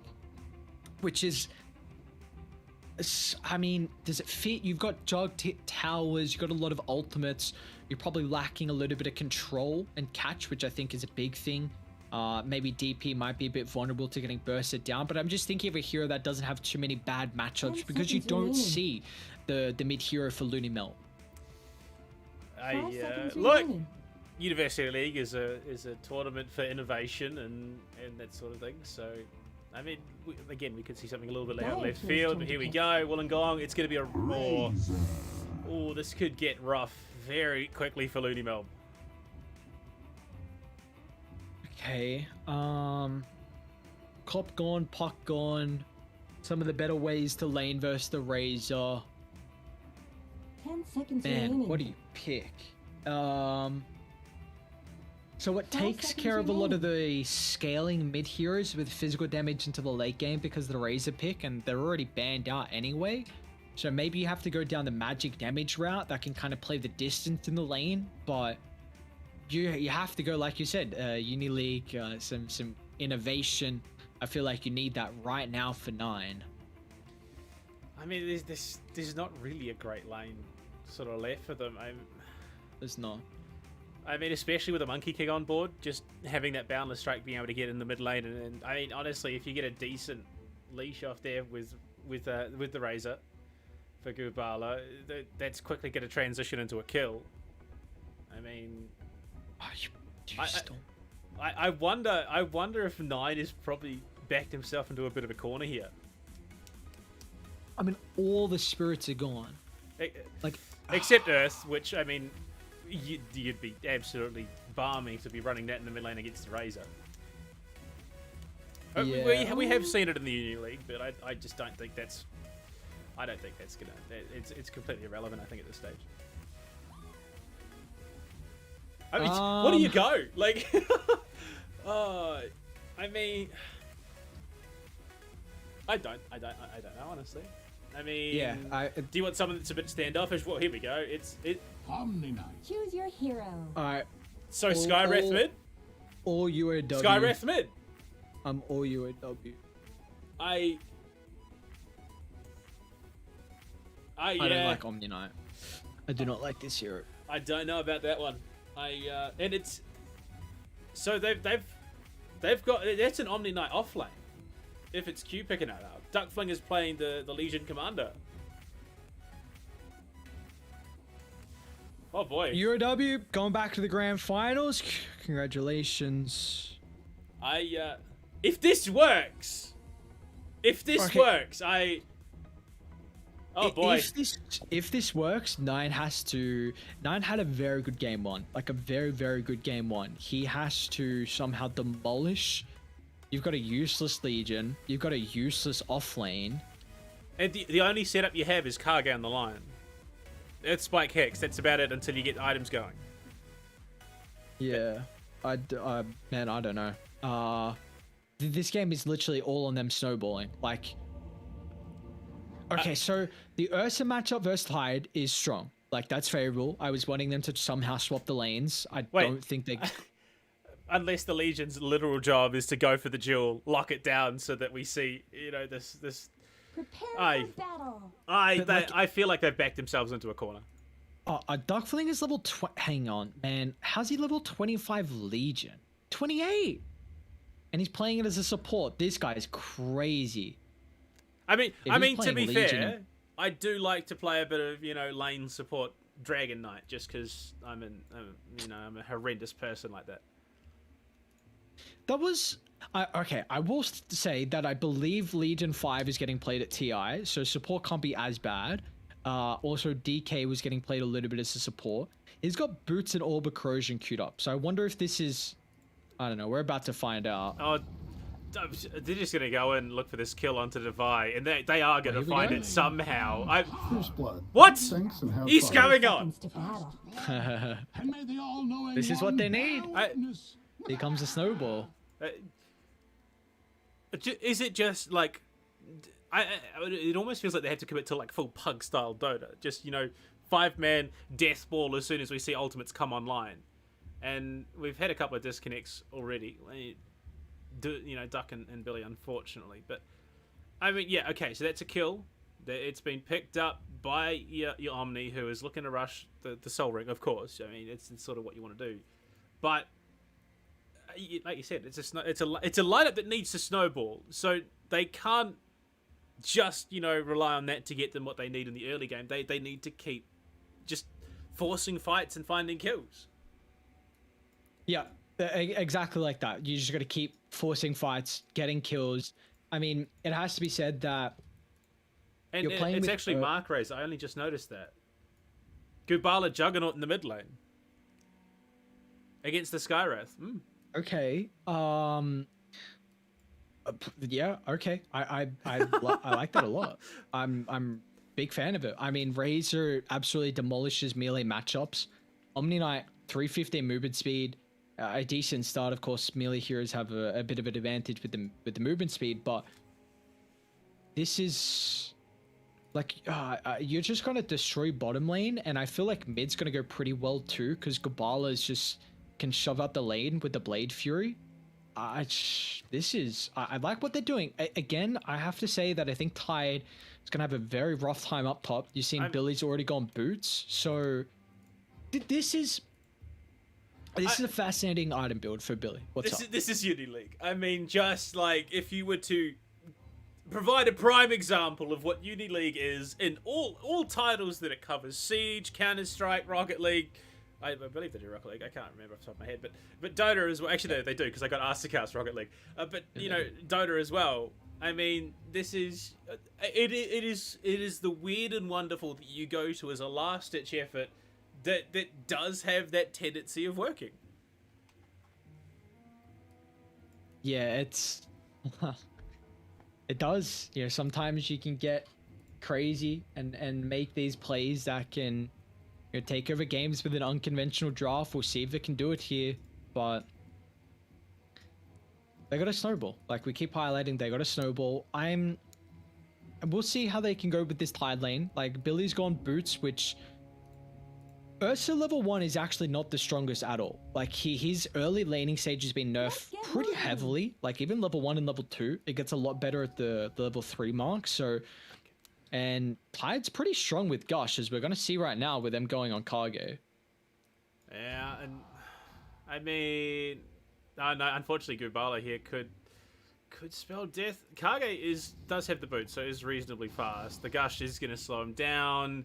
Yeah, they should be able to pick up this kill. So everything that they've just pulled off is going to be completely nullified. And now, I mean, look how much closer Gubala is. He's got, 260 off now, having his bottle in the mid lane, which is going to be absolutely huge. I'm not quite sure how this is going to go, especially with Vorkor now alone in lane. They could look to take a bit of control early on. They probably can't, just because Billy went boots. So like him going this item doesn't give him a way to man fight early on. Like this is a very defensive item build for the Tide Hunter. He's just looking to try and play for the creep cutting. I wonder, like even Devi's got really aggressive items queued up as well, but we'll see how they look to play. I'm also intrigued. All the other lanes are going to be exciting. I mean, Omni Knight position 3, we don't see this hero a lot at all. Into a Razor is very difficult to play into. Then we got the mid matchup, 9 versus Gobala. I mean, a mid Juggernaut. We don't see that hero a lot. So it's going to be an exciting game too. I mean, like, honestly, the last time I saw the Boundless Strike going to be going on in looking... certainly even the Boundless Strike, it was just the Tree Dance straight on and looking for that entry. And Vorkor, I mean, look, they've done a decent job of punishing Vorkor a little bit here, but there should be sustainability. He should be able to keep himself nice and healthy. I just genuinely don't know what to make of this game, honestly, and it's throwing me. I'll be perfectly honest. I am a little bit thrown.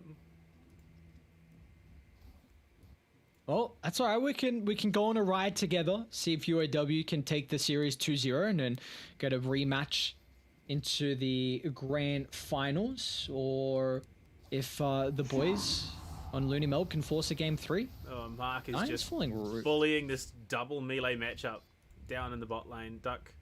I think maybe LoonyMelb have finessed top this, as well? this draft a bit. And yeah, top lane as well. It isn't over yet. Somehow it's a kill that goes Vorkor's way as they drop Divide with the Earth Spike Hex combo. And I mean, yeah, it's an Ursa with 2 levels of Fury Swipe, so you're going to be hitting quite hard. I think that's just going to be the theme of match 2 here, is just constant fighting, constant action, and constantly LoonyMelb was looking to be the one to force the meta. Yeah, they have to. I think you've got to get out of this laning stage. I think by 10 minutes in, you need at least a 2,000 net worth lead. If you don't have that, I'm going to be pretty worried. How's bottom going at the moment? So they don't have the greatest control of the creep equilibrium. I think they just unblocked the small camp, which is a bit worrying how late they did it. Top, some battling going on. Continuous fighting. They, like, Vorkor just going to walk himself out of that situation. I just think this pick that they've gone for down in the bot lane, the double melee matchup into a Razor Lich, is the fact that Q is having as alright a time as he is surprising given the matchup. But look, it's a static link in, kids there, because Duckling has walked away. They are going to be able to punish quite heavily. The static link is going to go through fully. 72 extra damage. They're going to get the slow.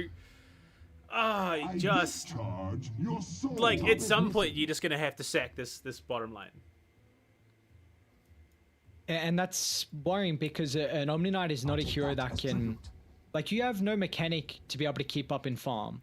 You can't farm the jungle. You can't cut creeps. You can't do anything. This hero is trash. I do not see what you do afterwards. You're going to have a decent lane, and they've already gotten 1 kill, and I feel like this trend is going to start to continue. They need to get creep equilibrium control, which is my one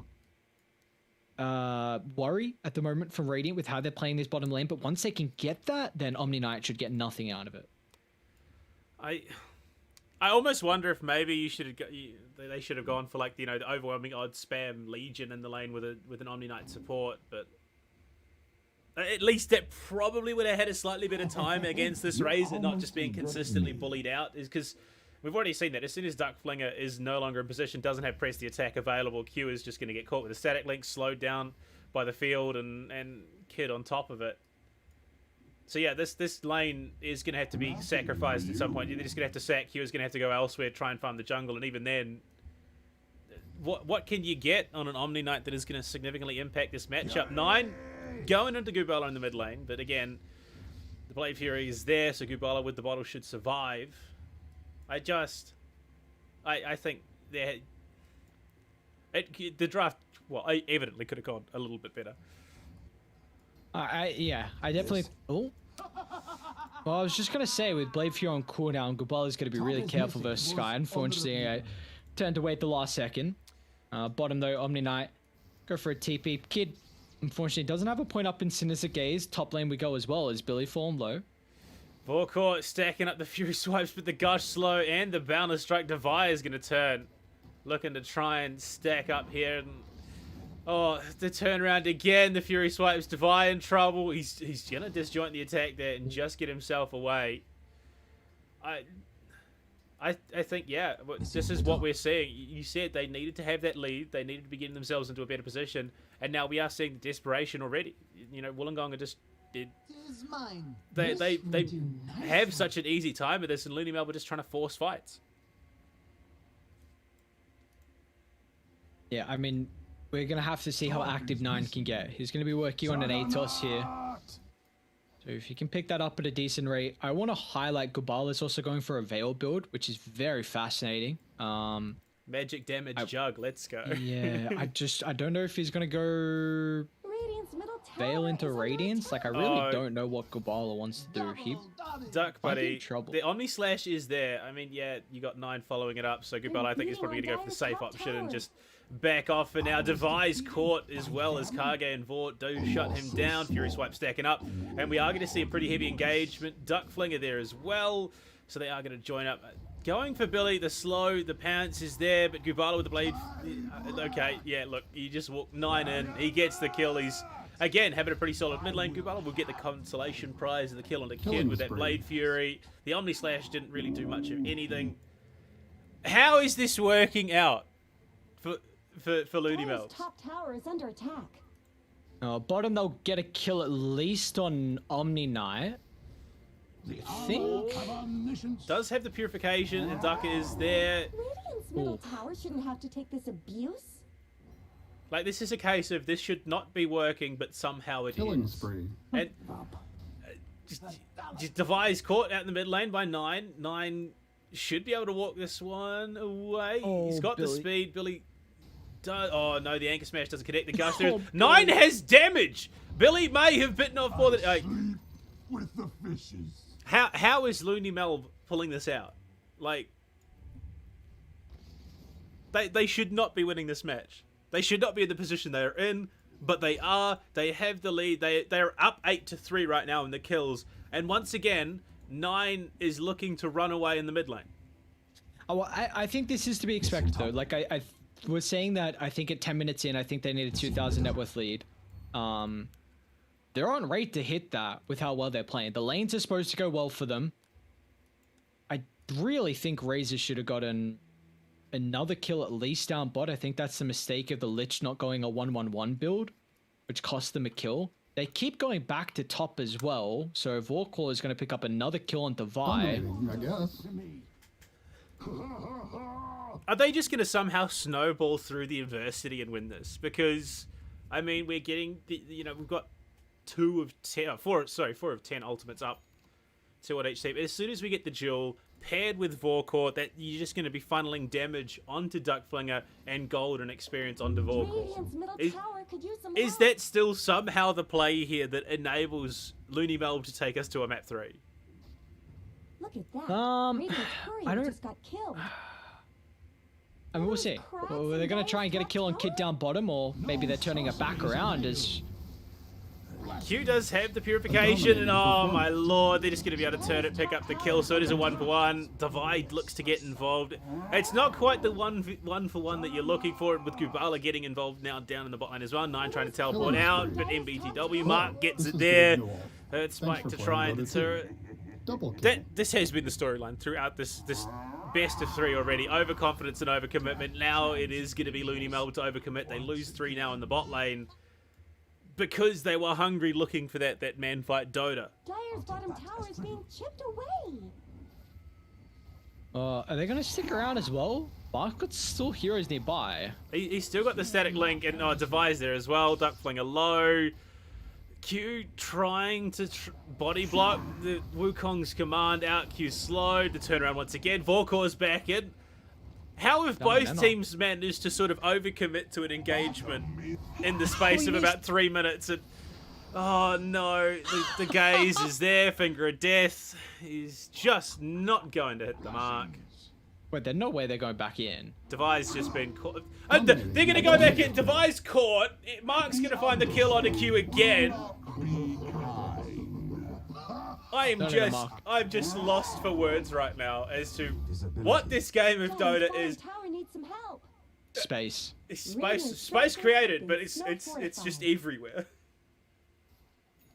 Well, they were on track to get a 2,000 lead by 10 minutes. Now Radiant got the lead though, on 1,000 gold for them. Mark Dire's structures finding are off almost more than he can chew. 4-0 and 2 though, 1,700 gold in the bank for the Razor. Meanwhile, Gobala's just free farming, working on an early boot to travel. Tide's also finally being able to occupy a lane for free and take a tier 1 tower all of a sudden. So, They're beating on yeah, Dire's I mean, top Dire, you just tower. got to snowball, and you lose a couple of little skirmishes, and you see what Dire's top happens on the tower map. has fallen. I mean, at the very least, 9.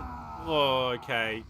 I was going to say he's having a good lane. He's on his way to that Not much ATOS. good's happening to Radiant's Concussive bottom into the tower. Mystic Flare as Gubala goes for the baits. And Duckflinger hasn't hit 6 yet. I think that could be the point where things start to get Radiant's interesting. bottom But On no, mid lane. Problems.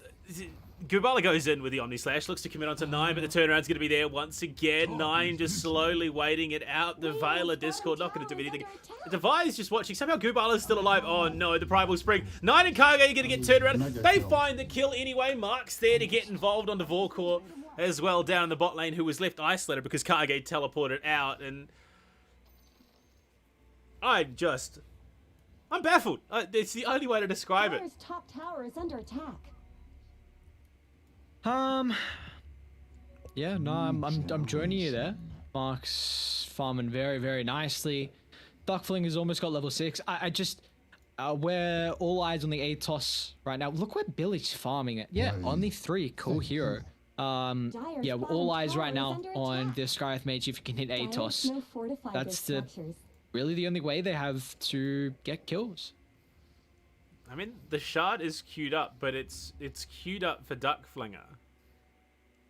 Which I suppose Someone better help Dire's middle spell tower. immunity, it's sort of the best you can hope for. I don't really know if there is potentially anyone that would benefit.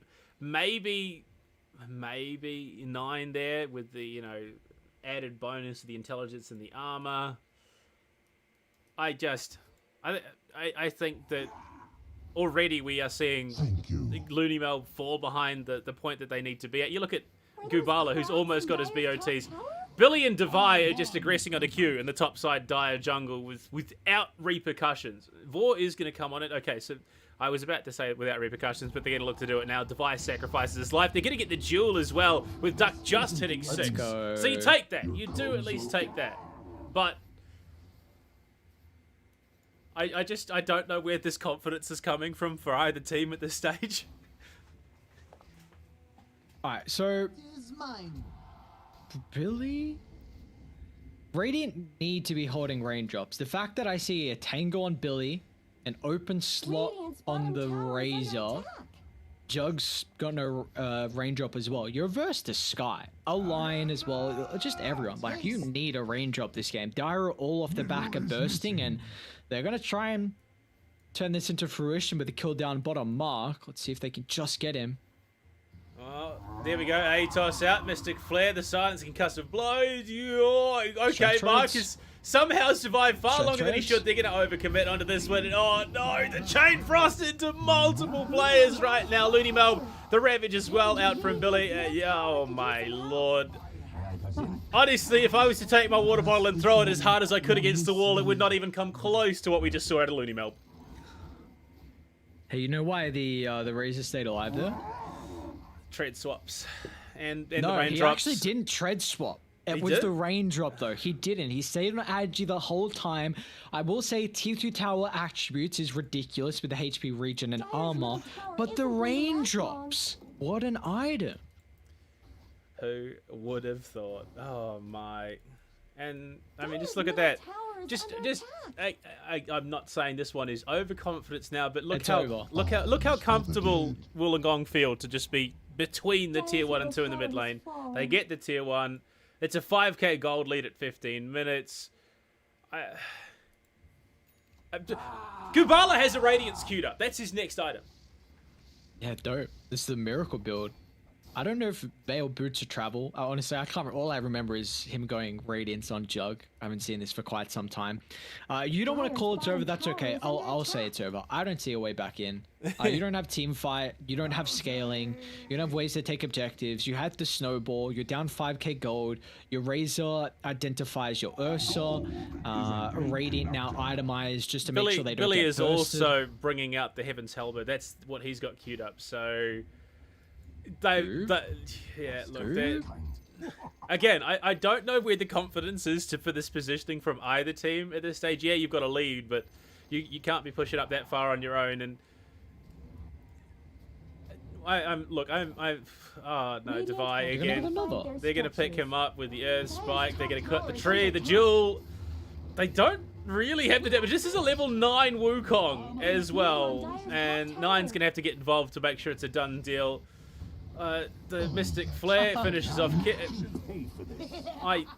Mark is there, so is Billy. No Ravage, no ultimates. The Eye of the Storm is already popped. Mark gets himself the unstoppable streak. He's 6-0-4 right now, and he should be able to escape. Billy is again just looking at why is Billy here in the middle? Gubala is going to join them off the BOTs. Okay, that's exactly why Gubala's back and ready to go. The omniscience. I don't know. Women and children. If I was in this game, I could not justify the confidence and faith to go in and take these fights the way that these teams are. Balls to the wall. Name of the game. That's all you got to do from Dire. Attack. Ursa did just pick up the Fusel Blade, which is a big item for Vorkor, considering the heroes is against Tide. Why is Kage alone in the bot lane? Dire's middle tower. He's alone with, what, 110 mana to his name, so he can't lock anyone down if he wanted to. Marks there. Primal Spring. Kage, yeah, you're not going to get the TP out there, buddy.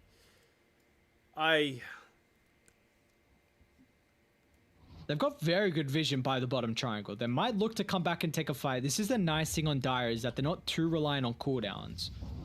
They do get the engagement onto Billy, and the ATOS set up. They will get the kill. Q's the one to steal it, though, with the Purification. So it's the Gaze. Vorkor, he's going to get himself a bit of spell immunity, but the Boundless strikes there. Gubala's in with the Chain Frost. Vorkor should fall. Q should fall. Omni Slash. It takes a while, but they do get the kill in the end. Gubala also has a double damage. Mark is just going to slap away with that whip of his. Yeah, I think you hit it right on the head, Ares. This is probably over. Yeah, I mean, usually you wouldn't feel too confident to call her with only a 7,000 net worth lead, but I think you just take a look at the lineups that either team has, and it's rough to be able to be in this position. I mean, your back's against the wall, elimination match. You pull up a draft like this, which is, you do not have a high margin of error, and we're seeing that right now. It's really coming to fruition. I mean, every single core on this side of Wollongong is at least 30 last hits ahead of their opponent right now. Yep. In fact, Billy is a easy double Q's last hits right now. Yeah, it's shown in the net worth, isn't it? With all that last hit advantage. I'm just looking to see where this blink's going to come out, because maybe that can be the way for them to find more pickoffs. They're going to go for another smoke on Dire. They have found Mark and Billy as well. The Finger of Death finishes him off, and Vorkor looking to chase, but then Frost Armor is going to make things a little bit... I mean, look, it's a pick. It's big gold as well, taking down that Streak Divide, looking for the Primal Spring onto Duck, straight back on top of the trees.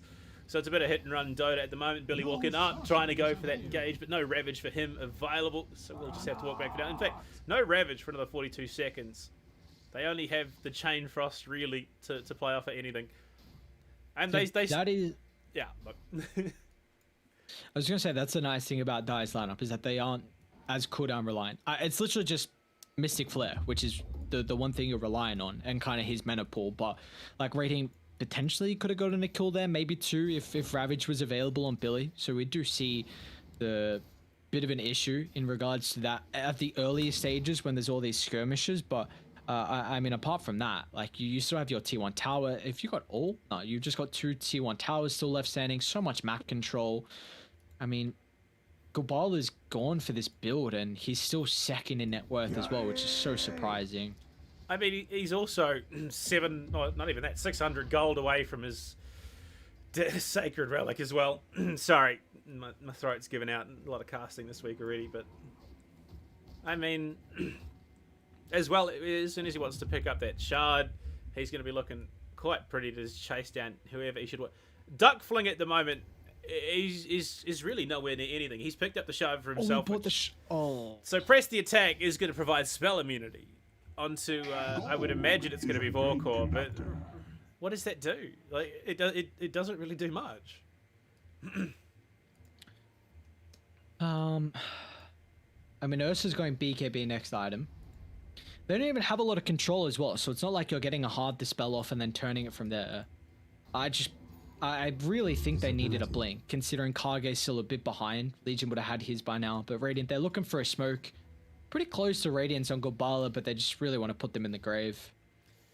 Gubala is just not holding back. Has the Invis Rune as well. They are going to spot out Q, the Omni Slash, and the Boundless Strike, the Sinister Gaze, the Blade Fury as well. Q is a pretty tanky beast right now. They do get the kill on him, but it took a while. Look, it's an Omni Knight Pos 3 that has not had a great lane. The fact that he survived as long as he did is a miracle in itself.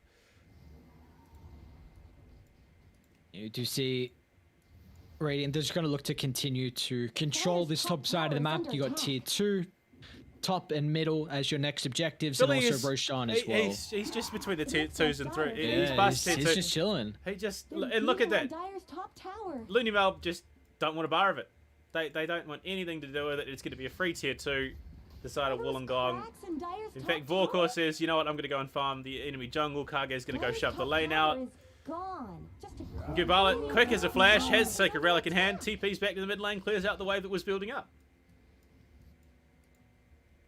And this is a nice thing about having the boots of travel for Gubala. You can just be cleaning up the map. And you've got the Monkey King as well with a lot of mobility who can provide that.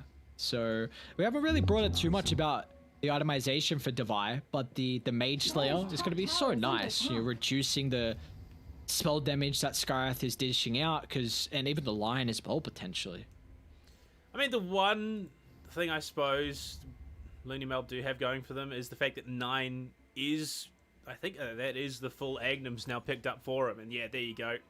Full Ags, so a number of upgrades across the board, but you've got limited setup. You don't have a blink on Duck. In fact, you're probably not going to have a bit. I would be surprised if we saw the blink come out for Duck before the end of the game, given the way that things are going. Kage as well, he's picked his up, so maybe that's what they need. They have the Atos, they do have a bit of setup. This one thing that they do have might get them the kills they need to snowball this. Dire's top tower is under attack. The only issue is you're starting to go into BKBs, which doesn't make it any easier for you to find these kills. See, they're running a Billy. I don't know if you kill the Tide. Mark's there as well, Q.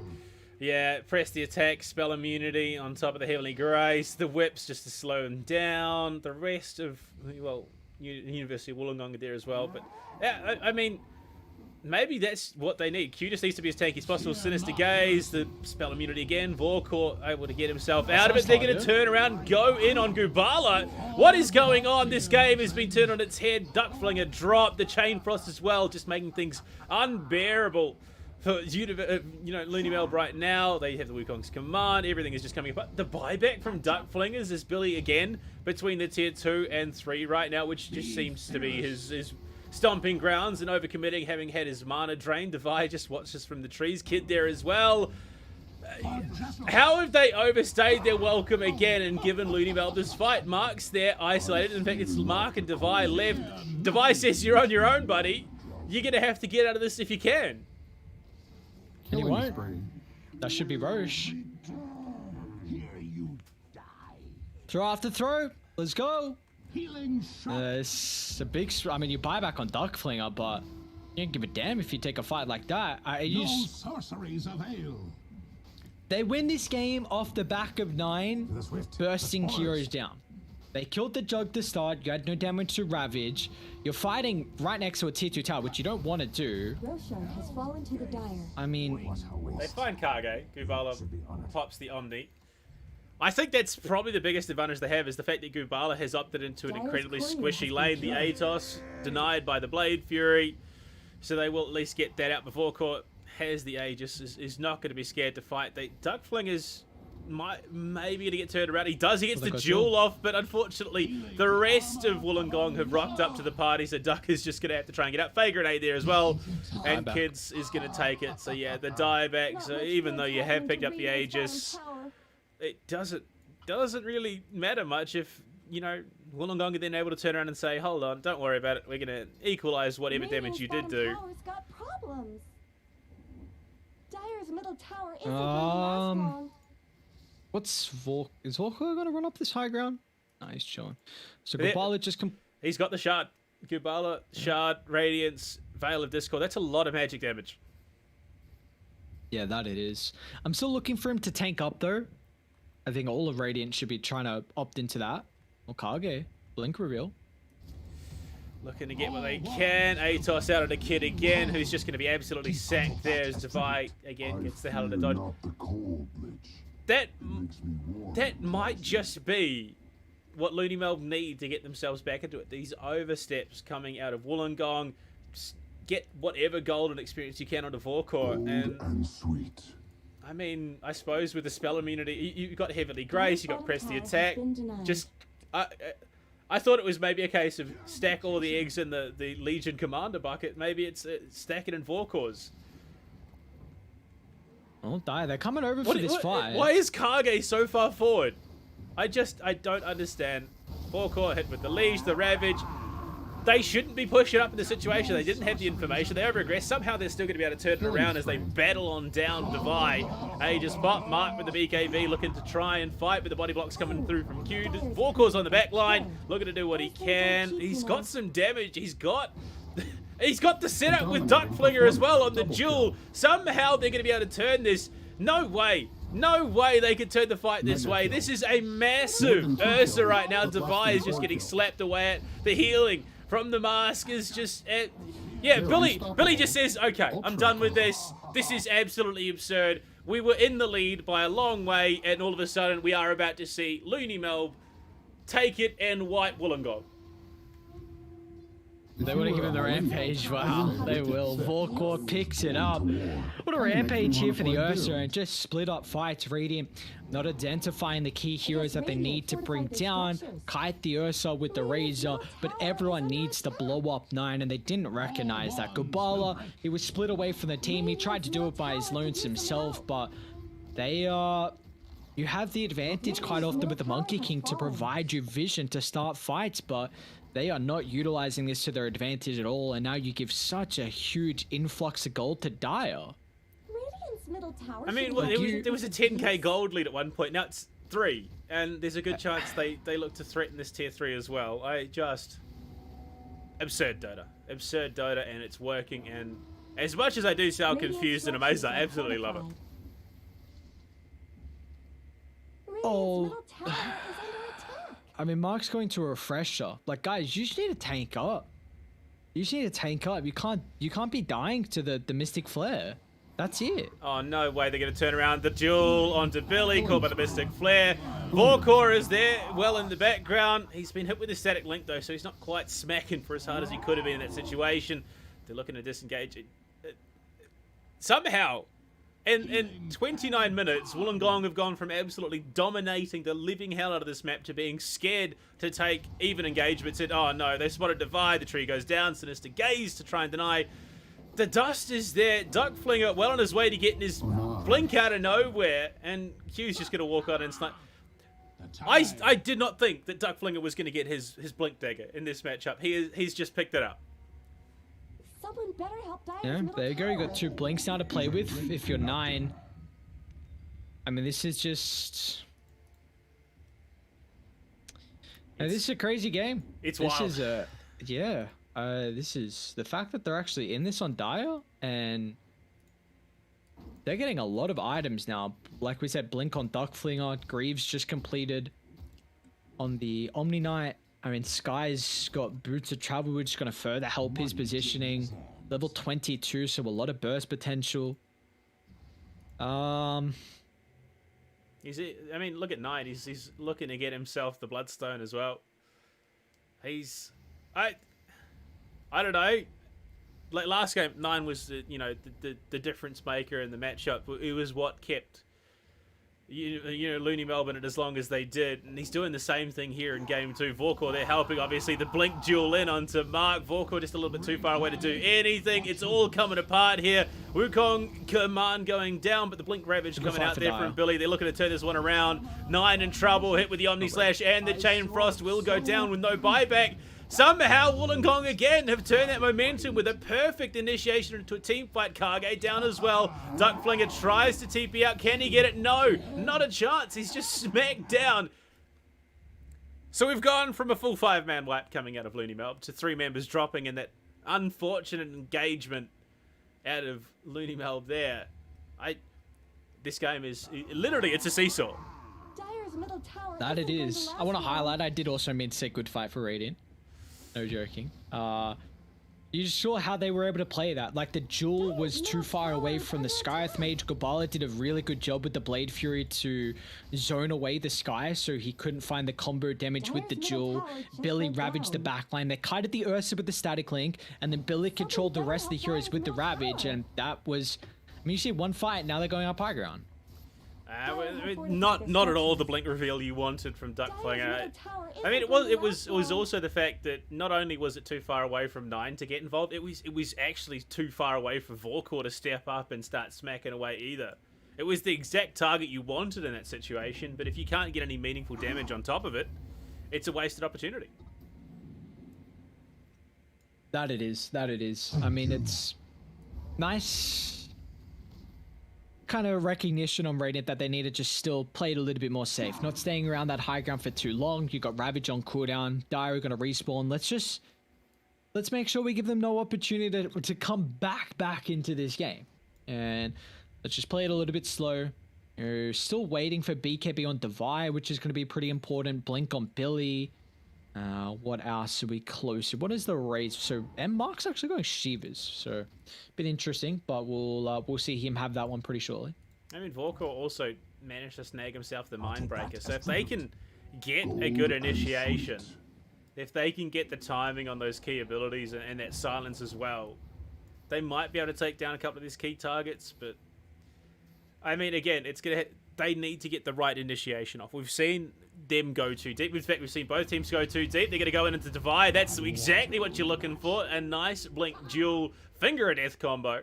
And they take out Devi. And again, it's about stacking up those stats. I mean, look at 80 extra damage on Duck Flingers right now. You also look at Cargate, who he's got 5 stacks on the finger. So he's not only doing a decent chunk more damage, but he's also very healthy as well. And the Titan Sliver bagged.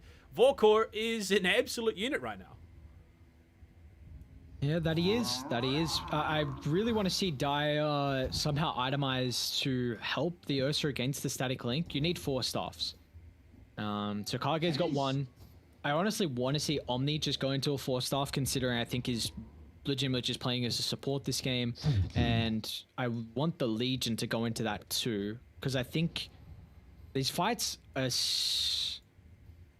I do not favor these fights for Dire if Ursa is dishing 0 damage because of the static link. And Mark's been doing a very good job at prioritizing the correct target through these fights, so Dire have to then itemize defensively to enable the Ursa. Oh, this emotional roller coaster is probably the best way to describe the matchup so far. It has been all over the place, and you look at it, full 10 ultimates on the board, and just hesitation. Both teams are not willing to go for that commit right now. They just want to draw things out a little bit longer, potentially look for some more neutrals. But look at Gubala just cheeky hiding by the Diet bottom tier 2 with the double damage, and 4-man smoke towards mid as well.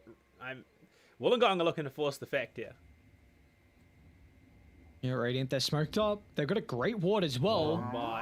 Oh, the big Ravage straight in. Only catches 2. His 9 is very mobile right now. Wukong's command down the strike. But Kage turns around and says, don't touch any of my teammates. Finger of Death is huge. Q is taking a decent chunk of damage. But look at that. Blink in behind the back lines with the duel. Locks down Kid, but it's not enough. There's no support. Nothing to help. Vorkor is just too late to the party right now. 9 going to continue pumping on damage. Gubala in a rough spot right now. Silenced up. Mystic Flare. Chain Frost is massive.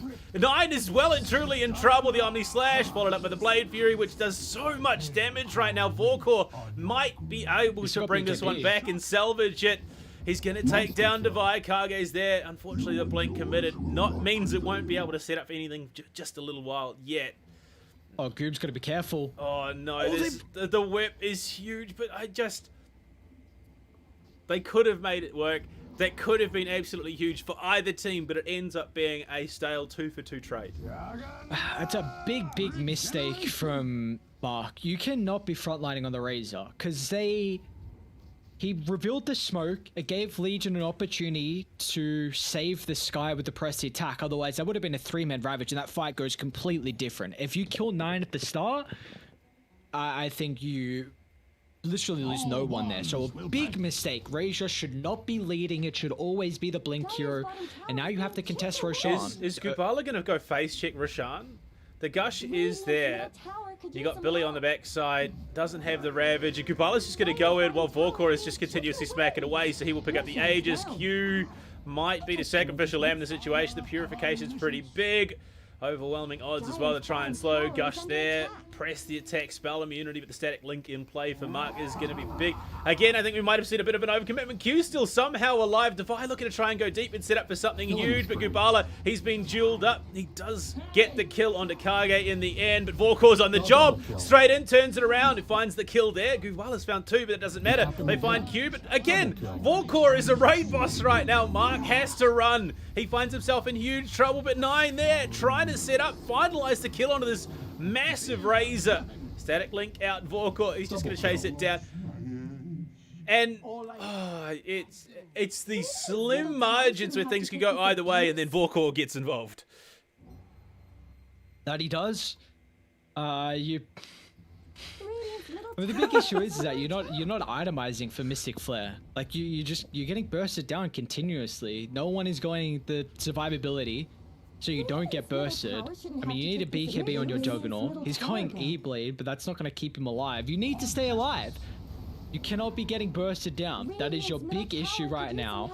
If you're not going to do that, then itemize a way to get on top of 9 and blow him up, to take him out of the fight.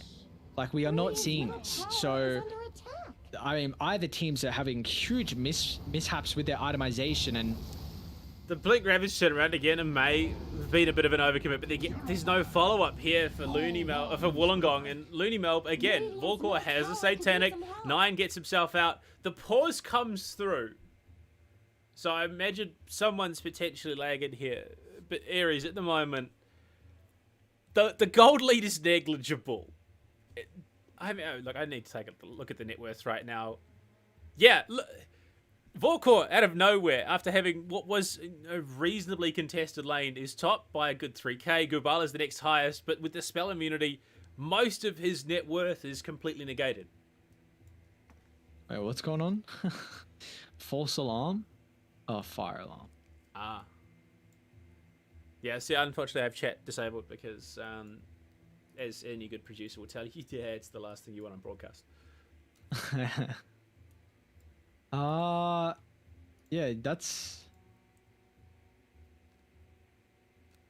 I think it happened with one of the Counter-Strike boys the other day. For I think it was, I don't want to say it was ESL, and the fire alarm went off in the middle of a match, and apparently comms were a bit hectic for a while. Oh boy. Yeah, this might be a bit of a break here. I don't know what's going on. Oh no. Okay, so I can actually. Oh my god! Look at the net worth graph. Look at the swings. Yeah, I can see Radiant losing this game. Like I do not know how they've gone for this sort of itemization and some of the mishaps. Like you got to blow up 9. Like you have to just kill 9. That's it. Kill 9. Static link Vorkor, and they die. But the fact that Dire, like, they're thriving in these chaotic fights. Like, 9's positioning has been really solid, honestly. And just you've got the Legion on whoever gets jumped is, you know, at least nearby to protect them with the pressy attack. Vorkor is just being an absolute menace. And the fact that Dire have found some opportunity to be able to get back into this game is mind-blowing. There's even a Halberds queued up now for Duck Flinger. Billy, I mean, he's got the Refresher queued, which, I mean, you kind of have to go for. He's even got the Agnum Shard there as well, but I don't know if the Agnum Shard necessarily does anything for them at the moment. They're not in a position to actually contest any of the buildings right now, and this is just a bit of a shambles, honestly, for both sides. There's been overcommitments that have been costly for both sides. I think, yeah, I don't want to say like one team has entered harder than the other, but it's consistently Wollongong who are getting themselves into these tough spots and letting Vorkor stack up the gold. Yeah, I mean, I'm just taking a good look at all the players having a little bit of banter right now, saying Mark apparently has a massive ego. Well. Yeah, Vorkor's 16-3-12 right now. Yeah, so I mean, Ursa's got Aegis for another 3 minutes. They also just blew Ravage. They're still out of towers. So you're only going to lose, I think, a melee here. They don't push very fast. This was the big issue that I was having with Dire, is that Ursa's not the greatest to take objectives. Neither is, honestly, any of your other cores in the Omni Knight and the Skyth Mage. So it's... Oh. But you blew Ravage. So, like, rating... So Dire can probably get this and then take tier 1 top eventually. I mean, they have sent both supports back to start pushing out this top wave. So you'd have to imagine that's the plan. Although in saying that, everything that we've predicted for this map so far has been completely wrong. Yeah, I just wonder how different this game is if Gubala doesn't go this item build too. Like, they have no Nullify against Omni Knight, which now also counters both Heavenly Grace and Guardian Angel, so he's completely useless if you go for that item. He's also queuing up an overwhelming Blink as well. So looking to still go for that, the burst damage build. I have to... Gubala needs a BKB. He cannot rely... He doesn't have a way to get out of silence. Like, yes, you've gone for this Blade Fury build. Like, you've got 5 seconds of BKB with a crap load of damage, but you can't use it if you're silenced, and Sky's gonna find you. Like, Sky has Blink. 9 will position on the outskirts and get the catch. So, like, I just can't... Where can he fit BKB? I mean, you get rid of the Windlace. Gubala, like, I have been impressed with Lee sometimes in some of the fights. How he's been positioning and what he's been doing has been very solid. He's making sure he gets on top of the line, and if you can see the Sky, he's like putting himself in a position to prevent the Sky from maybe utilizing the Mystic Flare through Jewel or through Lion's Stun or something like that. So I mean, it's with how at least he's been going, it's pretty solid in that regard, but it hasn't been... all right, it looks like we're good when ready, so we should be back on the way. I think they get at least a barracks. I don't know if they get any more. Well, I mean, the obvious... Do you think this would have been a different game with a right-click Juggernaut? And... Yes. Honestly, I don't know with the way things have been going. Vorkor, he's just going to keep smacking away at the tower. He's got some support for Stuffed, I believe. No, I think that may have been... I don't know what that was. He was just pushed away. Psychic Headband, I think, on the Lich. They just get a tier 3. The reason why I think this game would be different, and I can understand his thought process of going for this magic damage build on Gubala, because quite often if you're being played as a position 2, you don't want to be as farm intensive, because your position 1 is quite often going to be farming the jungle, playing a lot safer and being the late game win condition. But Razor is not a hero that farms as fast. Like, he can kind of come online earlier. It's not like you have like a Deucer and a Templar Assassin or something. They're 2 heroes that really just want to be farming. Oh boy. So we'll see. Well, we'll see. Gubala has to now go up against the Abyssal Blade from Vorkor, and they might look to smoke here. They know Ravage is still on cooldown for another 70. Abyssal and Penta-edged sword. So not only is the potential of a stun coming through, but Vorkor now is slightly further in terms of attack range. They are still playing around this smoke, but it is going to be a straight avoid by the side of Wollongong. They're hunting the one play that could have been found, but the TP does go through. Gubala gets himself out of it. So they are just going to look to try and reset these lanes where possible. They did get the tier 3, obviously in the mid lane, but without a Rax, it's not quite as easy in a matter of controlling the creep wave that way. Okay, so the thing for Raiden is that they need to play on a high ground. They have a gem now, which is a huge pickup. Big fan. We didn't speak about that in the break, but I absolutely love this. Because Raiden, they still have team fight prowess. You still have big wombo combo, where if they run into a choke point, you should win the fight. They need to be dropping observers and sentries and controlling any high ground possible. They've been taking fights like in far choke points on low grounds where they haven't been able to get the jump. And now Mark is a very, very experienced player. I know he's playing carry, a little bit different than what he used to be playing support quite often. I don't know how much he's going to be captaining them through the later stages of these games, but someone needs to be telling them on what they need to do. I just want to highlight quickly as well, Jug just picked up Stormcrafter, so this is huge. Now you have a mini purge to get out of the silence. I was saying he had to go BKB. Now I think maybe the Stormcrafter gives him a little bit more flexibility with his items. Like honestly, it's just a straight trade of jungle at the moment. Neither team is looking to get anything done. The flicker there is well for Vorkor, which should make this an even bleaker prospect for Wollongong to try and take him down. Trickster's Cloak on 9 again makes him just that much harder to take down. I think, yeah, it's going to have to come from a miracle setup if we see LoonyMelb lose this. Well, they're doing a good job at least kiting out the ages, which is now expired. We're going to see Dai make another smoke attempt. Let's see, play around your wards. I think Vorkor would have spotted the field there, but again... They want the DD. Yeah, honestly, that's probably the smart play. Kid. They do spot him the jewel there as Just well. leave it. Mystic Flare on top. It's going to be picked up, and that's more dual damage, 110 in total now. The Duck Flinger, they're going to be able to get themselves the outpost as well.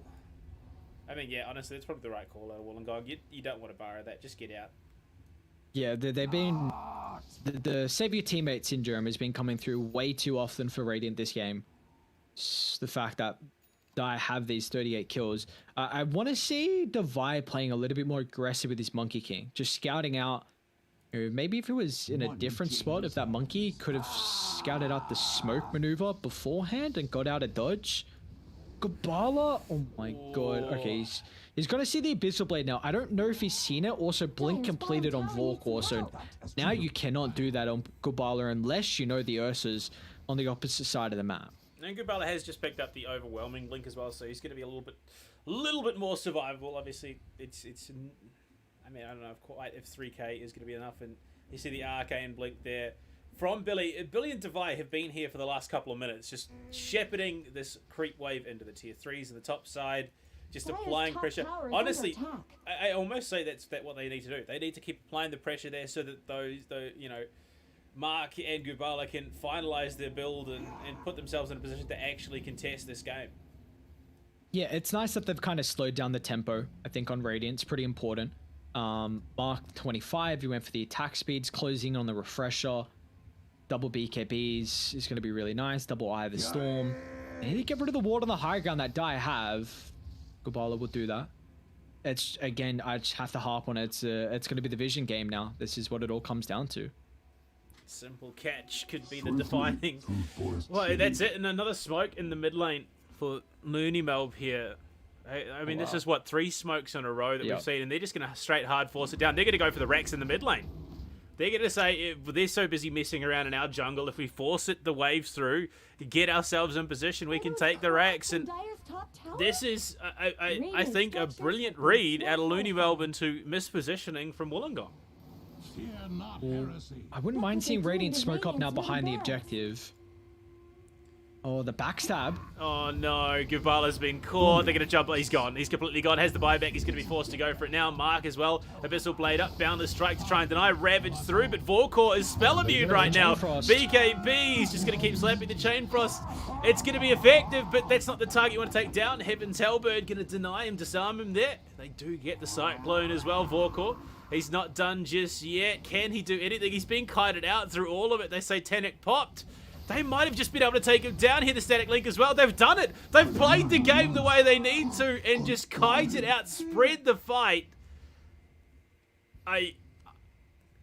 Again, just turns upon turns. Somehow, a over-aggressive setup from LoonyMelb has cost them in this situation. I don't know. I don't think the map's over just yet, but it's gonna draw this out again, just that little bit longer.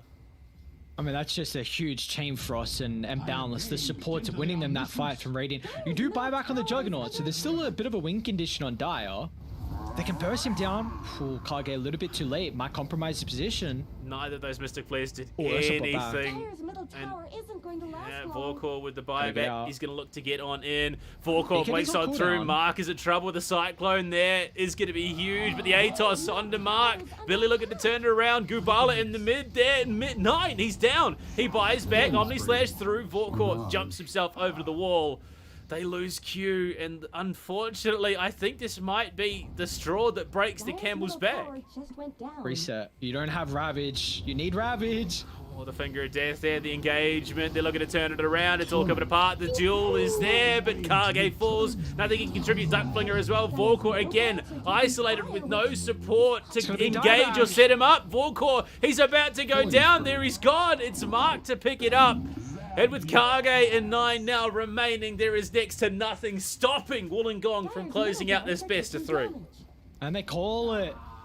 GG, they're going back to the grand finals. UOW. They wanted the rematch and they'll get it versus Giga Adelaide. What a match between the two top seeds coming out of the group stage.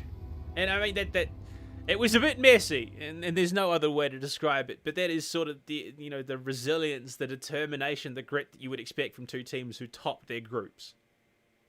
Yeah, definitely. You're always expecting them to go up to the wire, and that they did. The fact that LoonyMelb somehow, I mean, they almost pulled this one back. I'm like, hang on a second, I actually think they're going to take this game, but Radiant, love what they did. They bought the gem, they de-watered on the map, they controlled an area, they just stopped the momentum.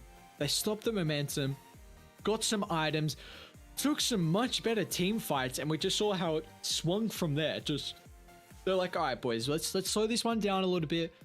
LoonyMelb, they are winning these chaotic fights. We have to somehow hide ourselves in an area, just look to take a big team fight and go from there. And that's really what they did in the end. 2 team fights, I think, was enough for UOW to take it 2-0 fashion as well.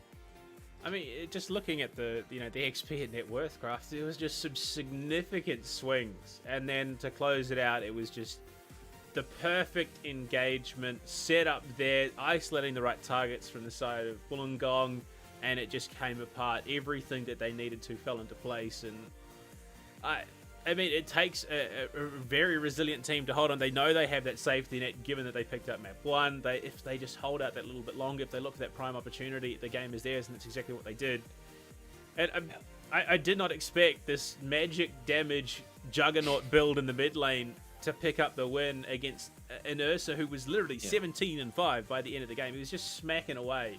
Yeah, I will say that there were times when they weren't doing their job, and there were times where they were doing their job. Like, Razor was continuously, a lot of the fights he was static linking the Ursa, which is relying on a lot of his physical damage, and Gobala was doing a very good job to either kite 9 or kite the line. That was his job through the fights. They were doing it very solidly.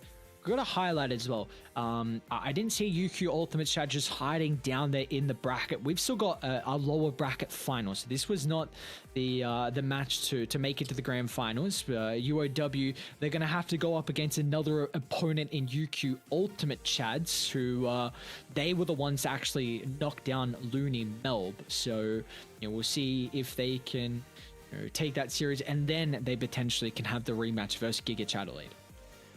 Yeah, look, I mean, it sets the stage for a bit of a grudge match going into that. This lower bracket final, and I mean, look, there's a chance we get that Chad on Chad rematch that we had in the upper bracket semi. It was a 2-1. Giga Adelaide picked that up obviously in the end. I mean, it's an interesting experience seeing the top seeds out of both groups have to battle it through the lower bracket, and the way that they did. I mean, innovation, to say the least. I genuinely, going into the mid part of that game, we hit the 30-minute mark. I genuinely believe that this mid Skywrath support Legion Commander Ursa combo could potentially pick up the win there, but unfortunately, it wasn't to be. It's just the way the game goes sometimes. But yeah, Wollongong, they move on through. They're going to be versing the Ultimate Chads, vying for their spot in the grand final. Yeah, that they will. But, I mean, look, that does bring us to the end of our broadcast. A 2-0, University of Wollongong, a hard-fought, well-deserved victory for them. So make sure you check the socials out to figure out when that lower bracket final will be played. Thank you so much again, Ares, for joining me on the broadcast. And shout out once again to our massive sponsors, Chatime, the presenting sponsor, AOC, the monitor sponsor, ROG, our headphone sponsor, Pro to the newest group on the block, superior gaming technology for superior gamers, Indomie, feeding the troops, and obviously, I mean, look, it's just a great way to end out some Dota there. So make sure you check it all out. And I mean, where can they find you, Ares? Ares_HD, I think, on Twitter, something like that. There you go, mate. Honestly, the guy does a lot in the Dota scene in ANZ, so you probably do know him if you're checking in the broadcast now. But keep an eye out. Look, you've probably got some big things around the quarter. Myself, Bluepanda_cast, and obviously make sure you're following all the AEL socials.